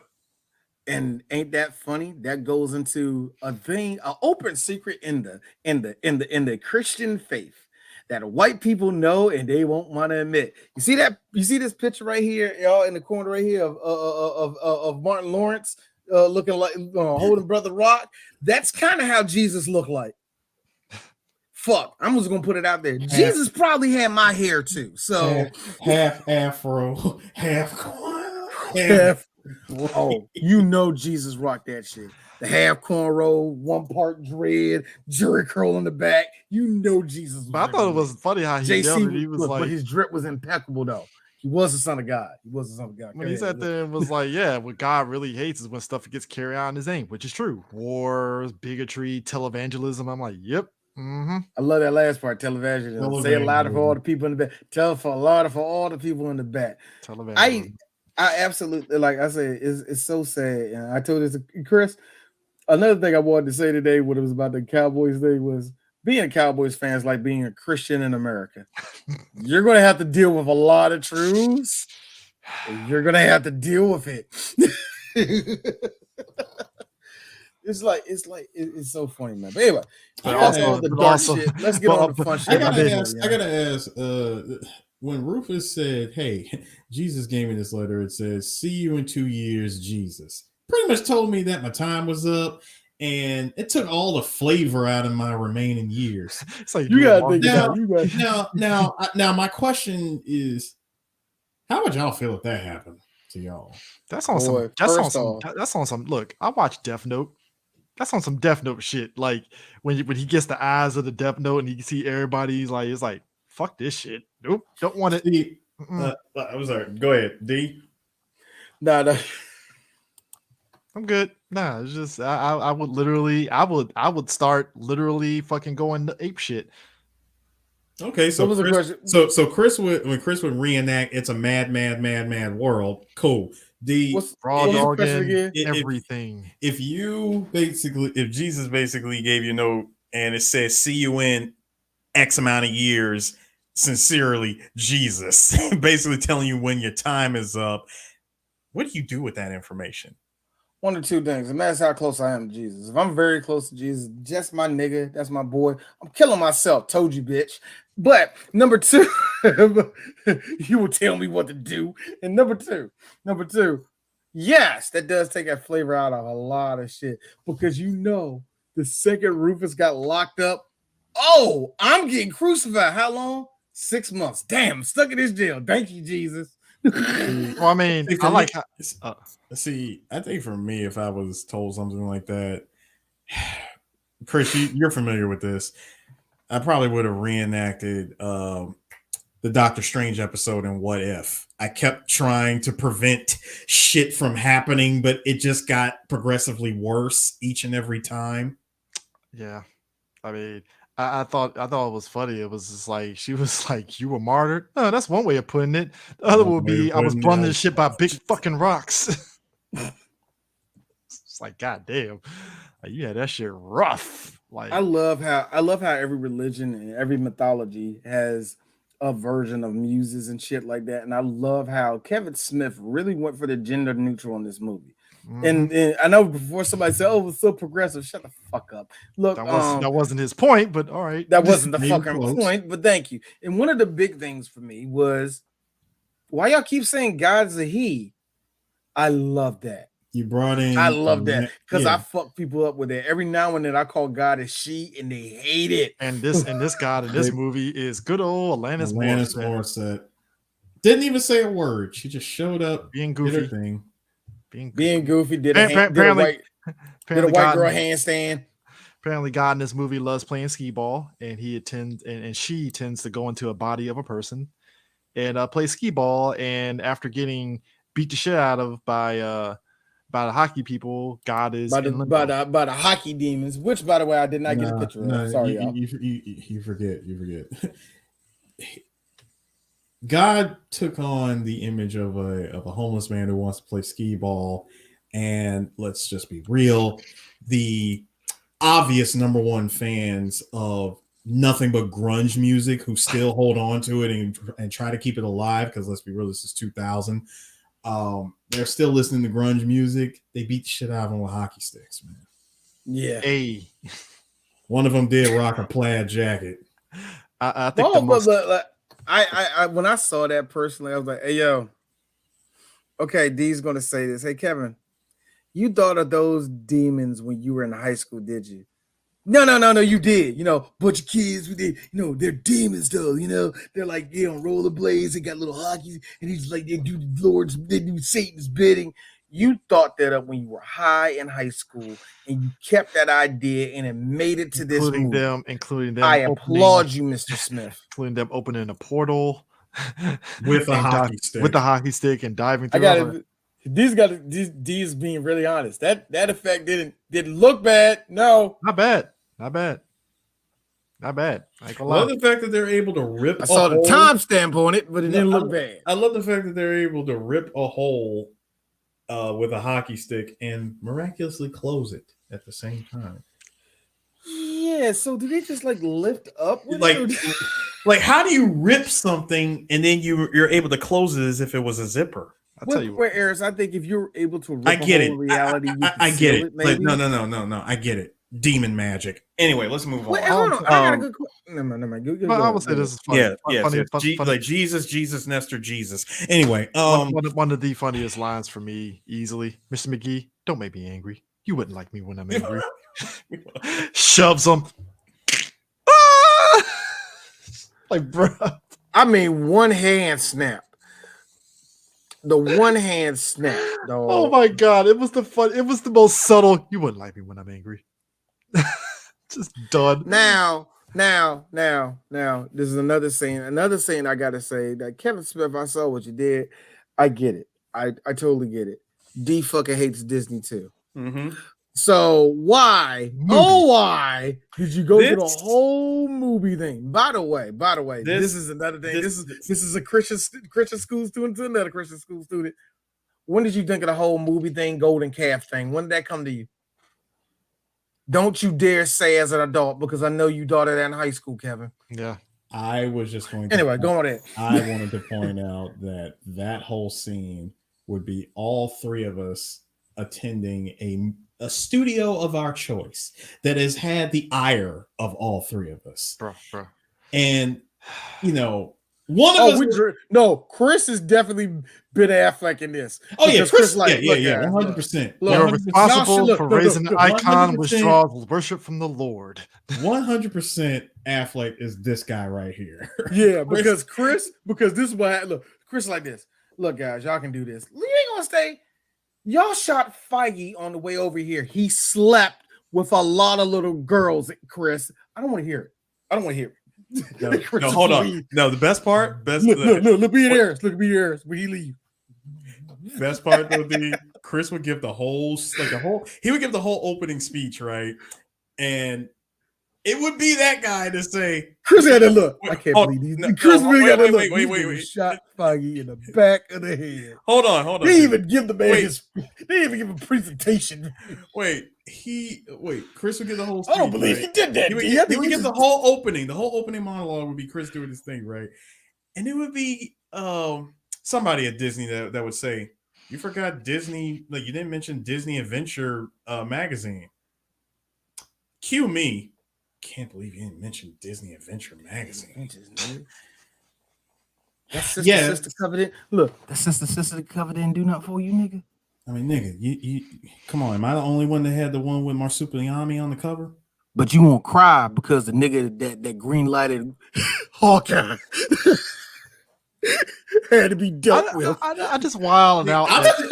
Like D would be the one cutting up onions and making a voodoo doll out of it. Nah. Look, Chris Harris, I applaud both you and Chris for really talking about how D loves going poetic with a lot of his intelligence. I love how y'all say I do that, but that's too much. I would not use a prop. No. See, I do believe in this case Loki would have been me.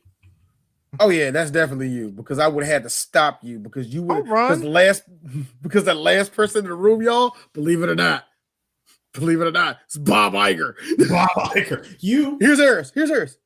No. Hey, gum. Hey. Go ahead, take it. So just like when you break down everybody in that room, it is like shit that's like heinous as fuck. Some of them is like when he was like Mr. Burton last year. You cheated on your wife for 17 years, 8 times. You even had sex with their best friend. Bed. It was like in the bed that you and your wife shared. No less. Mr. Newman, you got your girlfriend drunk at last year's Christmas party. Didn't pay the kid from the mirror room to have sex with her while she was passed out. And she then just so you can break up with her, guilt free. While she confessed, I gotta say, she killed herself 2 months later. That is some grade A scumbag cracker shit. I love that. Here's the one that's great. Mr. Braze, disown his gay son. Very compassionate. Very compassionate. Mr. Ray hold on. flew down to Thailand on the company account just to have sex with an 11-year-old boy. Look, those two right there. I was like, y'all said that with way too much enthusiasm. Also, by the way, that right there, disowned your gay son.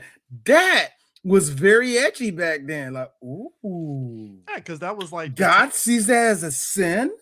Really? A lot of people didn't think that. But yeah, bro, no, really. Welcome to 22 years ago, people. Yeah. Now Christians go, come on, man. God don't. You know what I mean? God damn. Oh, they all did, bro. Especially no, hold on. You know what? Hold on. I'm glad you said that. You want to know why? Because I would be the one reach out of my bag and pull out all of the ripped ticket stubs to Epstein Island. Woo-wee. I just dump them out. Like, what are these? Oh yeah. Oh yes, they're tickets. Where are they tickets to? I mean, no, one of them was gonna try to say it in a whisper, like Epstein Island. I'm sorry, could you say that for everybody in the room, please? Epstein Island. Yes. So, and what were you doing there exactly? How close are you to Jeffrey Epstein? So let me get this straight. All of you that have been to this island, when the time came for you to really put this guy out there and let the truth be known, you were there when it happened. We know, we're watchers. You said nothing. All of you. Each and every one of you. Goddamn thing. Well, except you. Hold on. Well, except you. You're an innocent. Here's Bob Iger. I don't even look. Here's Bob Iger. I don't even fucking know Bill Gates. I thought it was funny with this one though. Hold on. Hey, Chris, and the last person. Oh yeah, of all the Disney execs, you and look, than anyone in this room. Look, I grab him over here. Oh, Disney exec that runs the Disney Channel. The whole cast. Oh, the whole cast. It didn't matter. The whole cast. Perfect. I think Loki saying, and Hilary Duff was one of my favorite actresses, and you ruined it. I like how he was like, "You're his father, you sick fuck." And in my head, I'm like, "What was so fucking heinous? Holy shit!" What Easy. did he do? Easy. What do you think?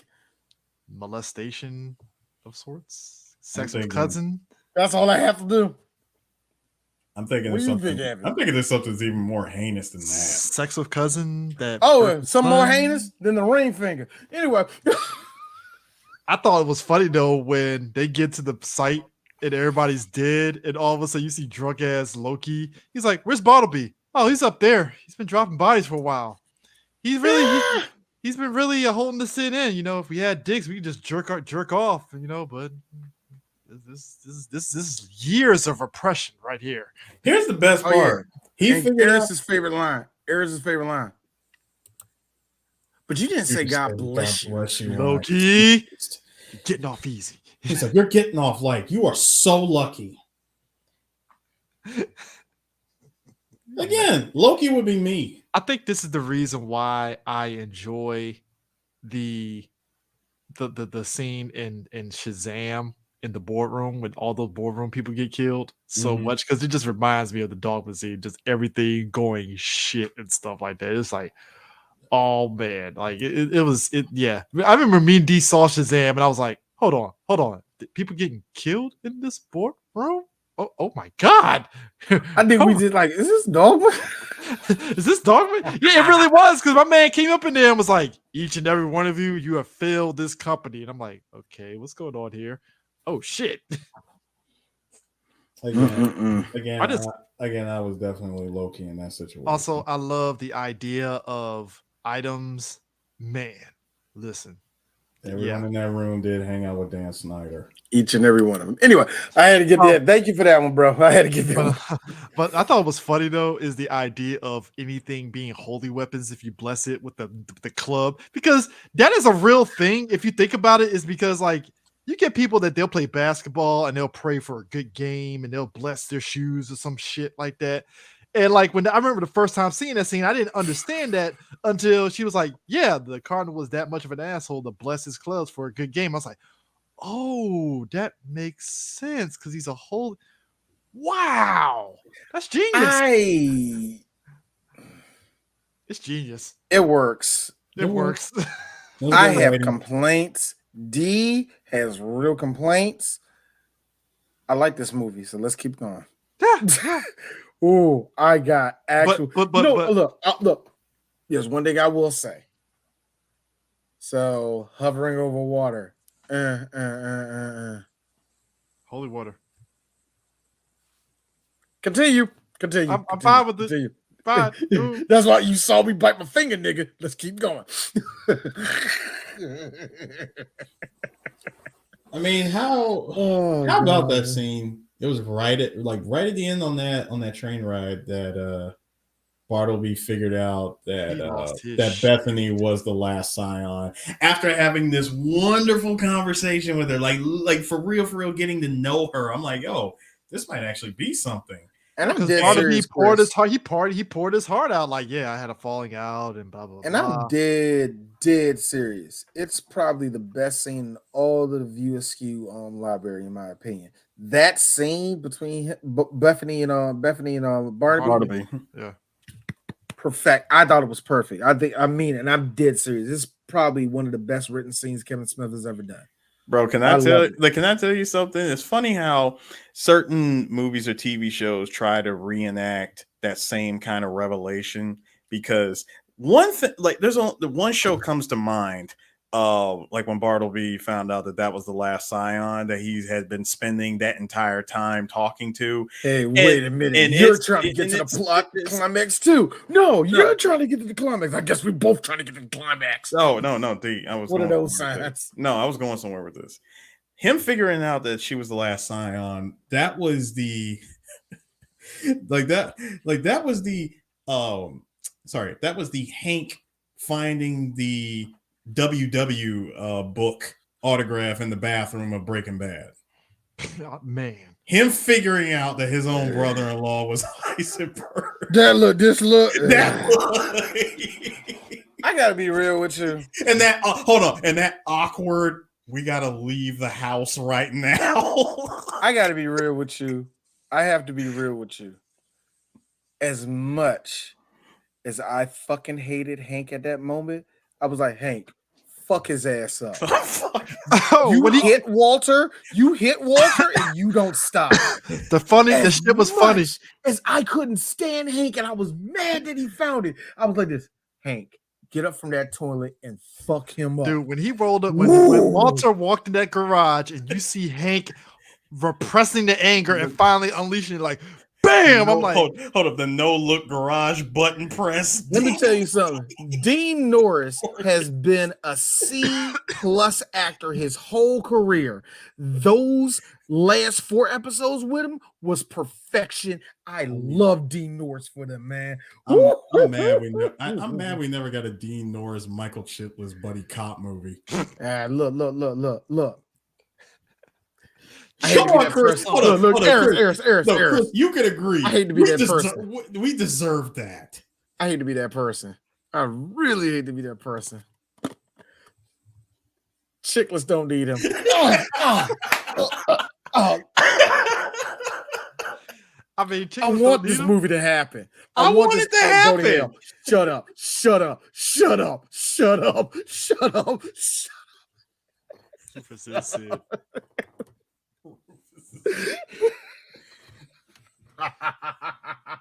I thought it was fun. Anyway, I'm dead serious. That's what that was to me. Like, years. It was a revelation. That revelation, years apart, but the two were like, damn, this is what it is. I thought it was interesting. It's just the fact that, just like Dee mentioned, Bartleby just kirking out afterwards and just having that moment of clarity of just like, yeah, the God gave, earth to people and people pollute it. They do all this stuff. What has he done for us? What has he done for us? He's like, You know what? Every Christian schools, go ahead. Like they were given paradise. Yeah, he said they were given paradise. He kicked them out. Like, yeah, you give them paradise, they kicked them out. They were given this planet, they destroyed it. Hi, every Gen Xer questioning Christianity in the 90s. Hi.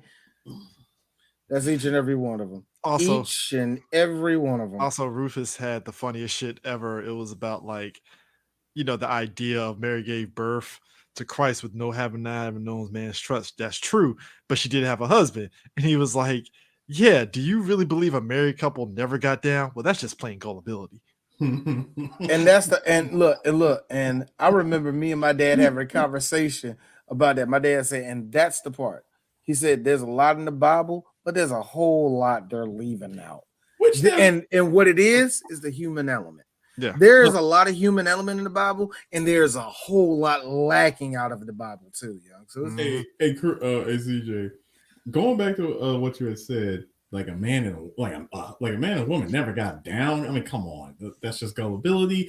That reminded me of that other scene. Going back to the bus with the gunshot. Loki asked, "Was dude married?" Before he even asked that question, he did say something I thought was quite critical.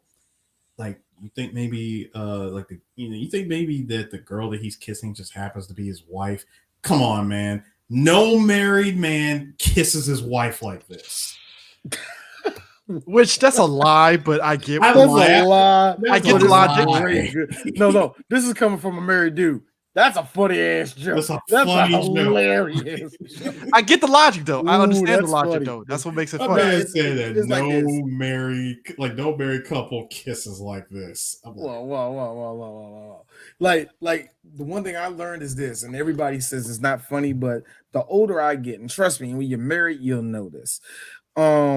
The older I get, the more and more I understand that skit off of Living Color where Kim Waynes and David Iyer were old people and they were trying to kill each other constantly and they will fall on each other on top of each other. And they're like, Grandpa, what y'all doing? We still together.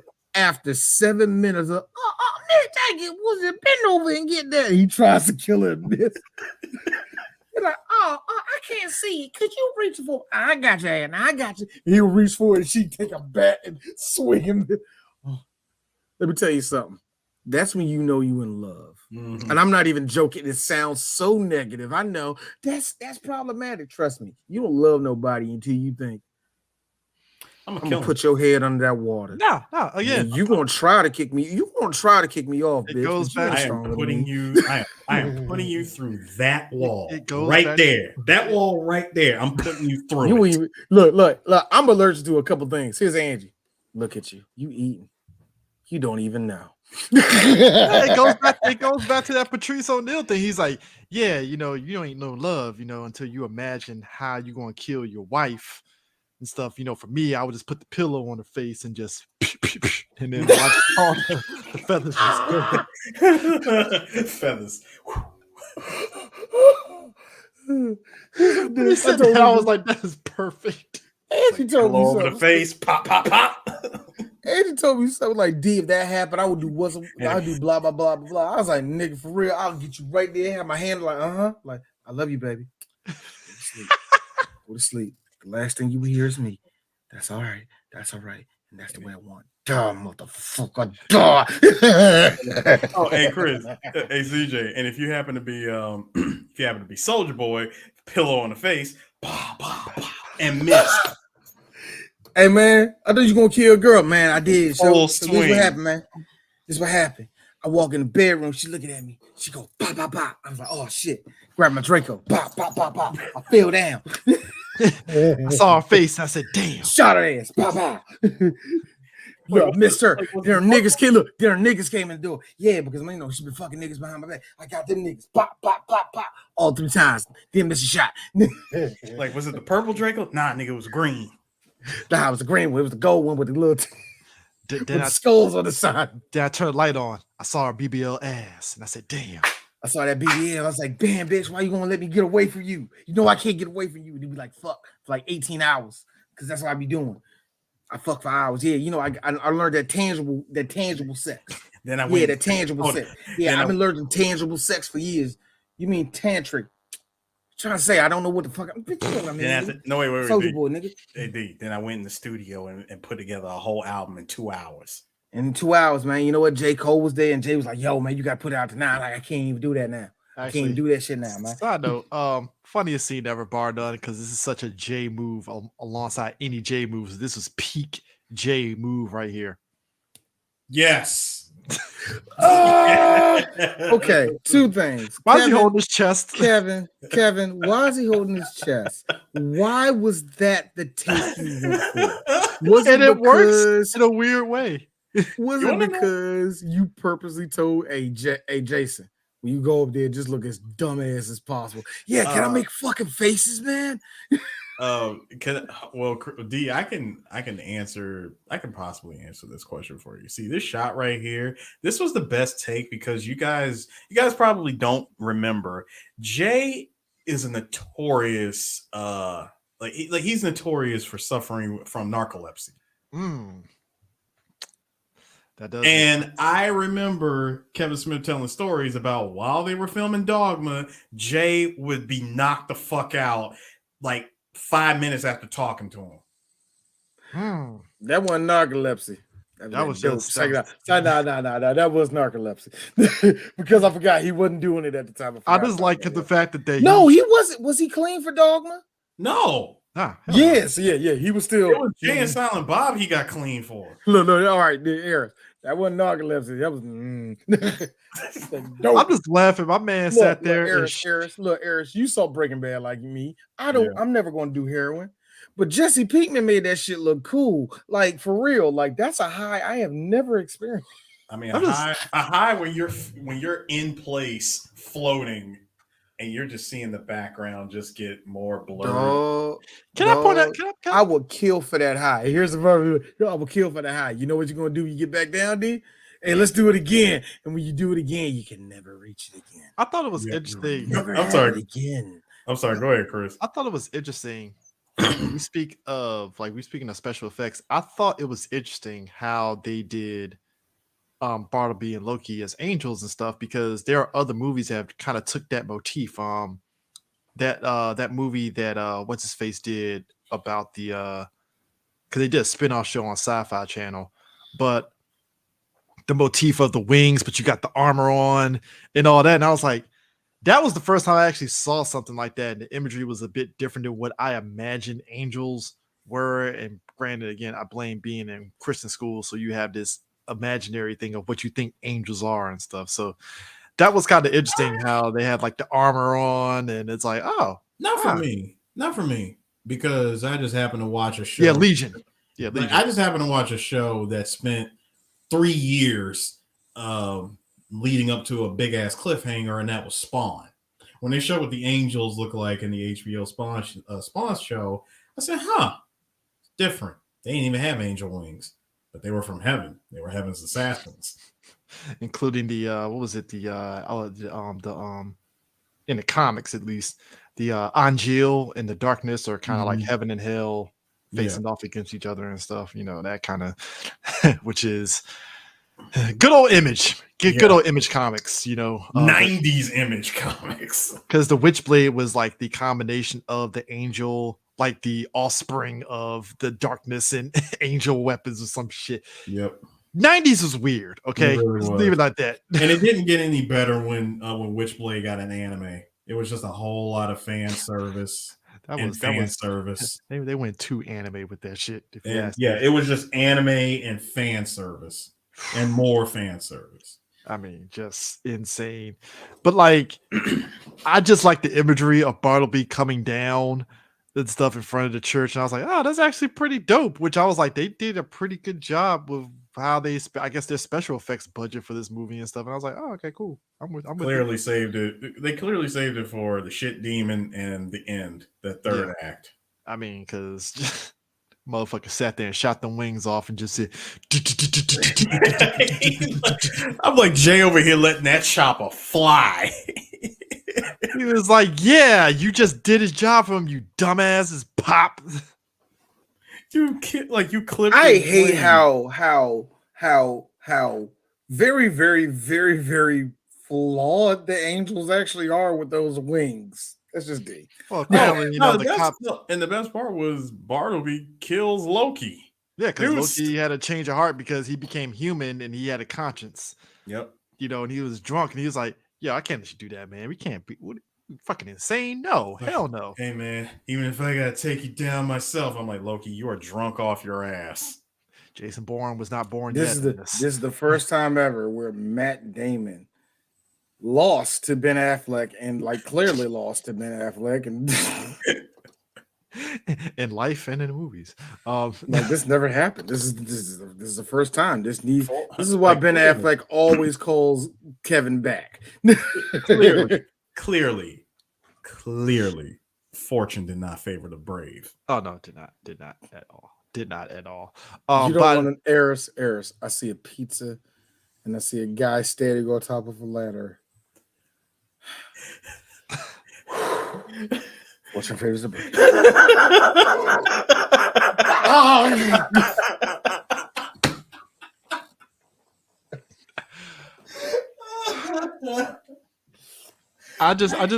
I hate South Park so much for that damn joke. Dog, I just thought it was funny in the fact that once Bethany figured out hold up, the homeless guy. Ah shit, because Jay, said making with the love, and then homeless guy. Oh shit, hospital. Boom, homeless guy, and she takes him off life support. Boom, she gets hit. For the I thought that was a good twist. That was a decent twist, but at the same time, boo! I should have known that. Because every time I watch this movie, I forget about that for some strange reason. Yeah, because it happens at the beginning, and after that happens at the beginning where they kill the homeless guy. And they mention, during the church service, hey, donate to the homeless person that's in the hospital. And you don't think the John Doe. Yeah, the John Doe. You don't here's think about it. Here's the funny thing. See that shit right there? Cinema Sins eats shit like that for breakfast now, man. So you can't get away with those at all. Oh, really? It was a guy at the beginning the whole time. Wow. It's like, shut up. It's like, wait, what are you doing? He's like, hey, whole world's about to end. Shit's going down, and you say you fuck me. He's like, you're a pig. Well, I mean, bitch, we did agree to it. You did agree. This is true. Hold on. I need you to see right here, section A, paragraph C.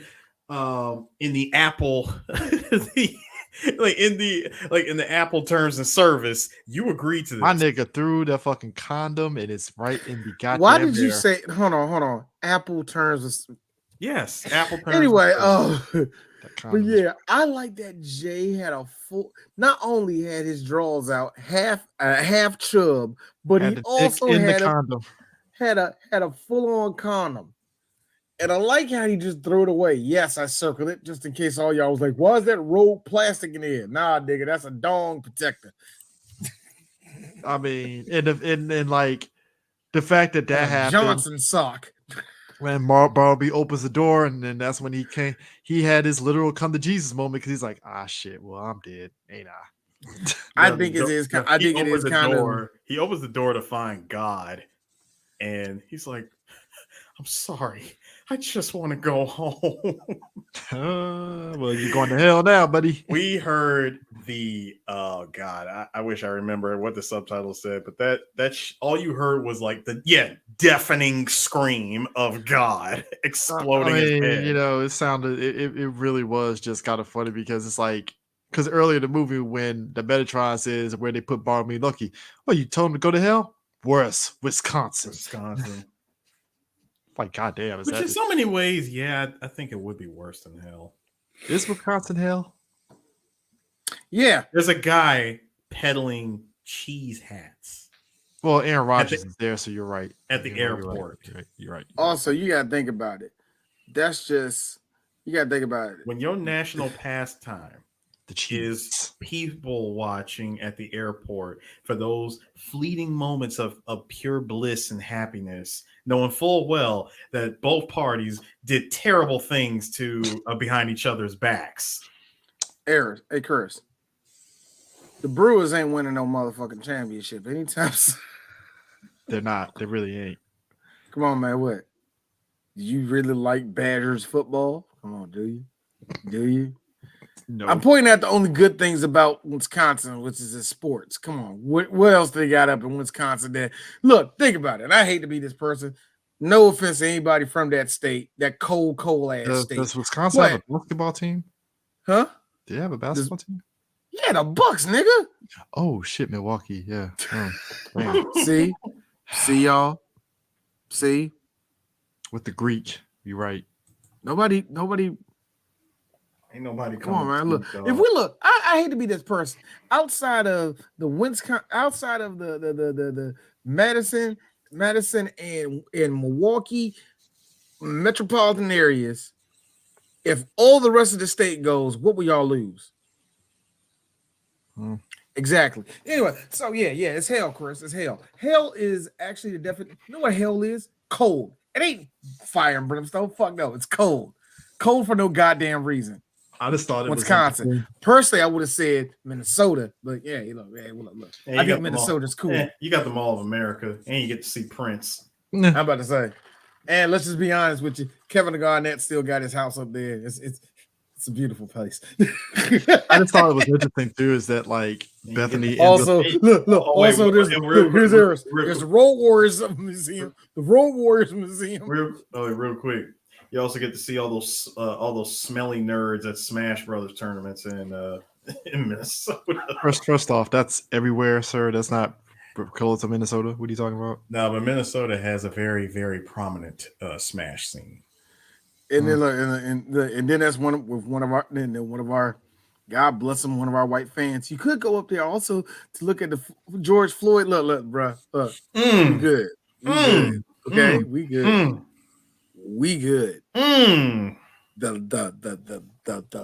farther I'm away from that place, the less likely I'm gonna shoot people for no reason. So I mean, I think it's interesting too with like the whole thing with Bethany. Now she's gonna birth a Jesus figure. I like how you said a Jesus. Jesus. And I like how they called her a her off the break. Mm-hmm. You noticed that, right? Mm-hmm. And I get it, Kevin Smith. You had your daughter like a year after this. I get it. Harley Quinn. Just like I get it. Your daughter is a daughter thing. Yeah. If I had a daughter, I would have did the same thing. I mean, definitely ate on that one and stuff. I mean, you know what's crazy? Go ahead. No, go ahead. No. I think we're actually done, but go ahead. So we did a movie called Light It Up, and Light It Up did not do good at the box office's opening weekend. No, here's the crazy part. So Dogma, because of its budget being $10 million, it did good opening weekend, even though it opened in third. It got beat out by Pokemon the first movie, and I totally forgot Pokemon the first movie was like this fucking mammoth hit. It really was. It really was. Dude, we got to see two brand new Pokemon.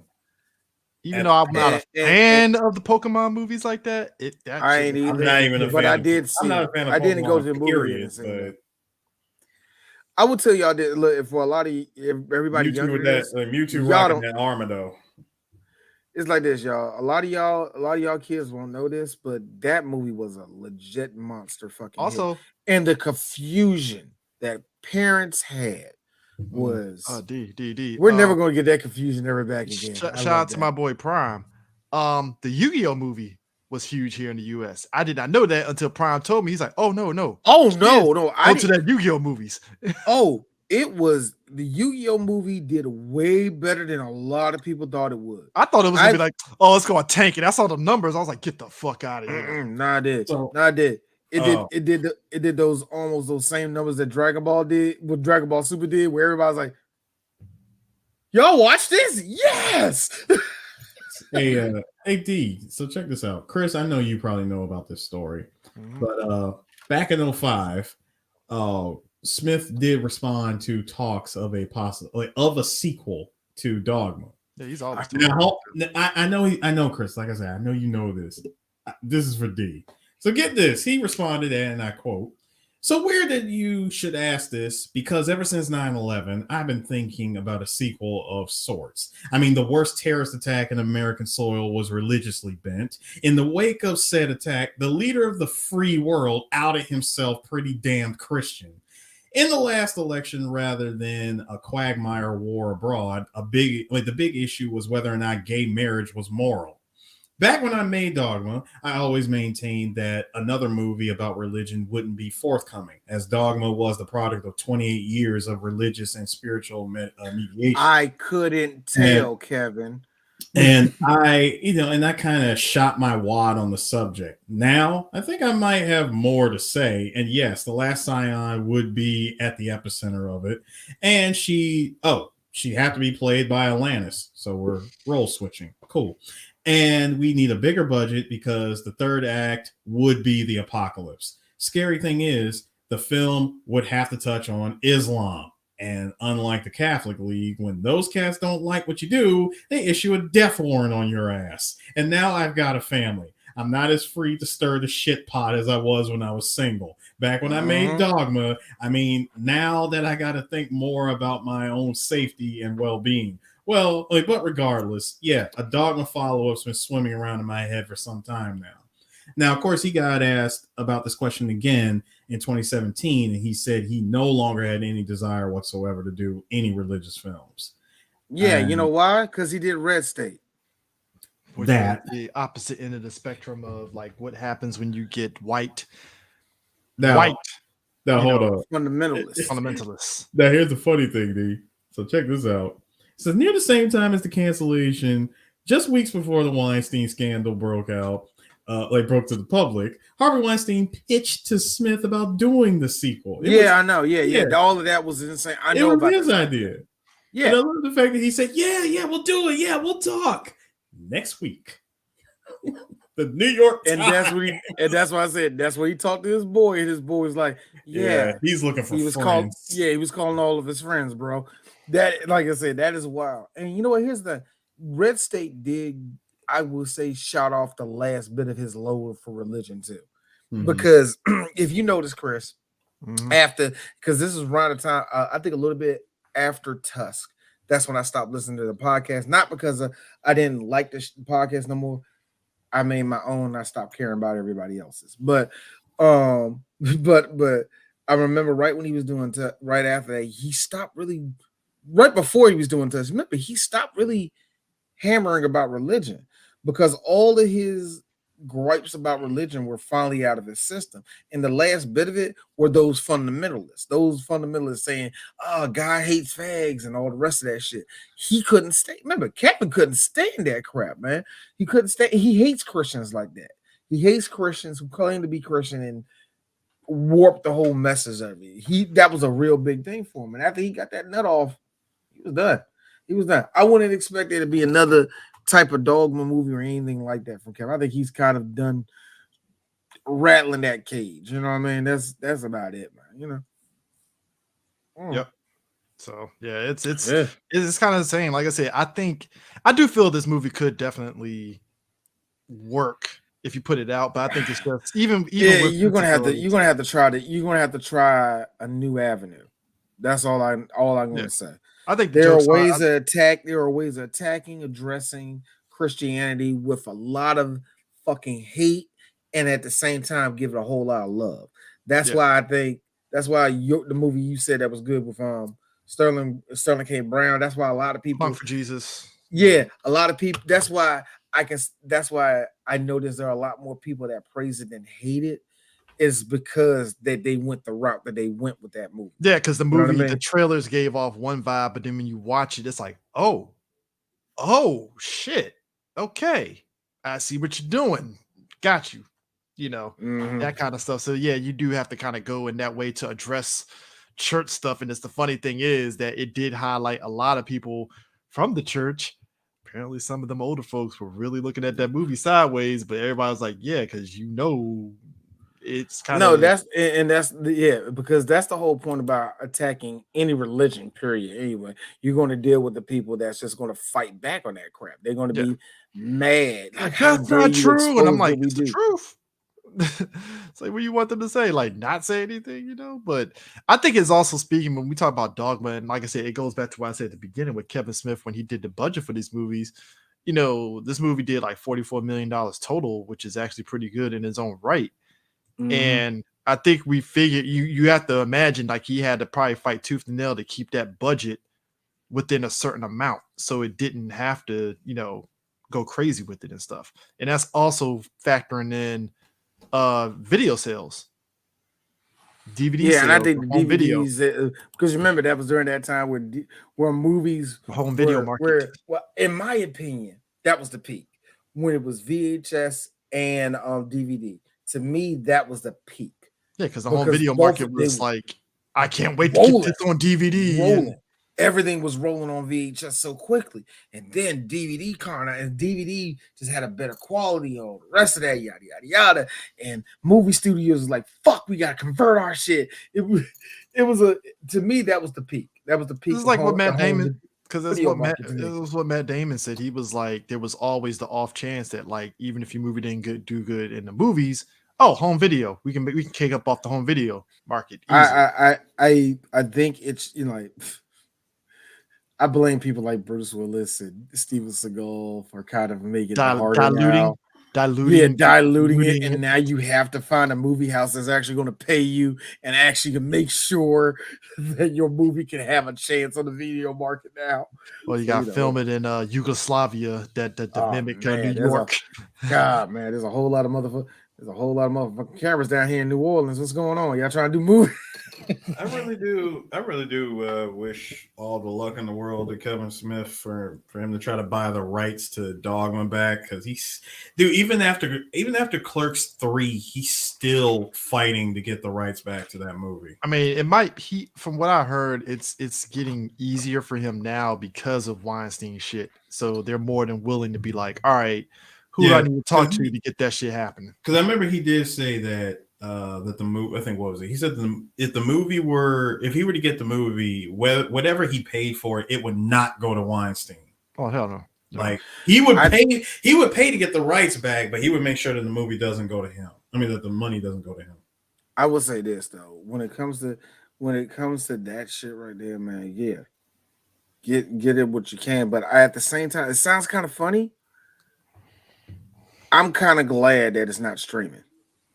Right. I'm actually glad it's not streaming because if you're lucky enough, get it on Blu-ray and DVD. Yeah, that's what I'm saying. Because two reasons. Number one, Kevin's not making it. Like, I don't even think Dogma is even on. Well, no, it is on. Ooh, holy shit! I just looked it up. You know how much this shit is going for? How much? I'm looking on Amazon right now. Dogma on Blu-ray. Somebody is selling this shit for $194. I mean, I had a special edition on DVD, so. And that tells you, like, again, Eris, that goes into what I just said.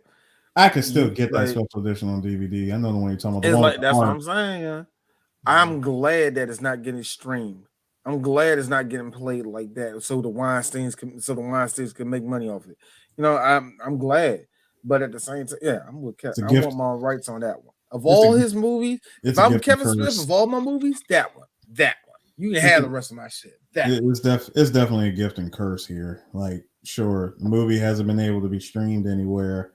Yeah, but you can't make no money off my name. But goddamn it, I'm not making no money. The fact that it's being held hostage, it sucks. And I hate and I say it again. That's Kevin Smith's best movie.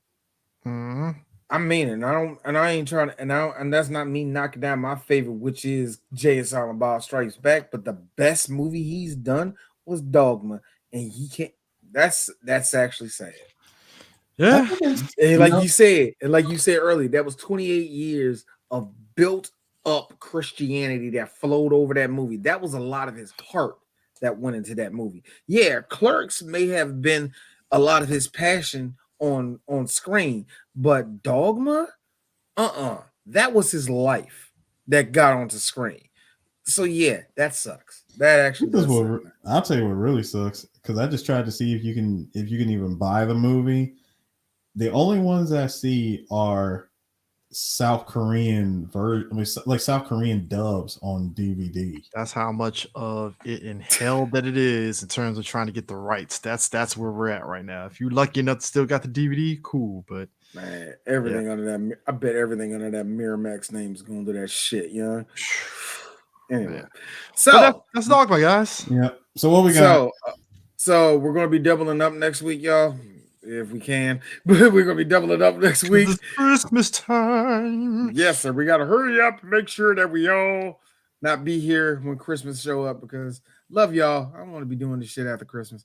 I want my break, nigga. So so next week, be on the lookout for the Negro classic Boomerang. And also be on the lookout for our final movie review of the year. Also, which would be the purest of pure kung fu classics, Enter the Dragon. So we're going to be doubling up next week, like I said. So just stay on the lookout for that. If we cancel or if we have to move it, just let you know. And yes, we do plan to do a end of the year episode too. Because oh boy, we missed out on some juicy January 6th jokes. So you best believe I'm gonna get them shits off. Oh my God. We really, gotta Chris, a whole year later. No, The committee. No. Really, if you really think about it, it would really be 2 years worth. 2 years later. We haven't done the end of the year. We haven't done the end of the year thing since 2019. No, we did one for 2020. I already know the picture. I used was that dude standing in front of that circuit board, like 3 Black Keys. 2021, 2022, 2023. Damn. Oh my God, man. This is fucking... So yeah, but like I said, be on the lookout for that. This was fun. We done. Peace.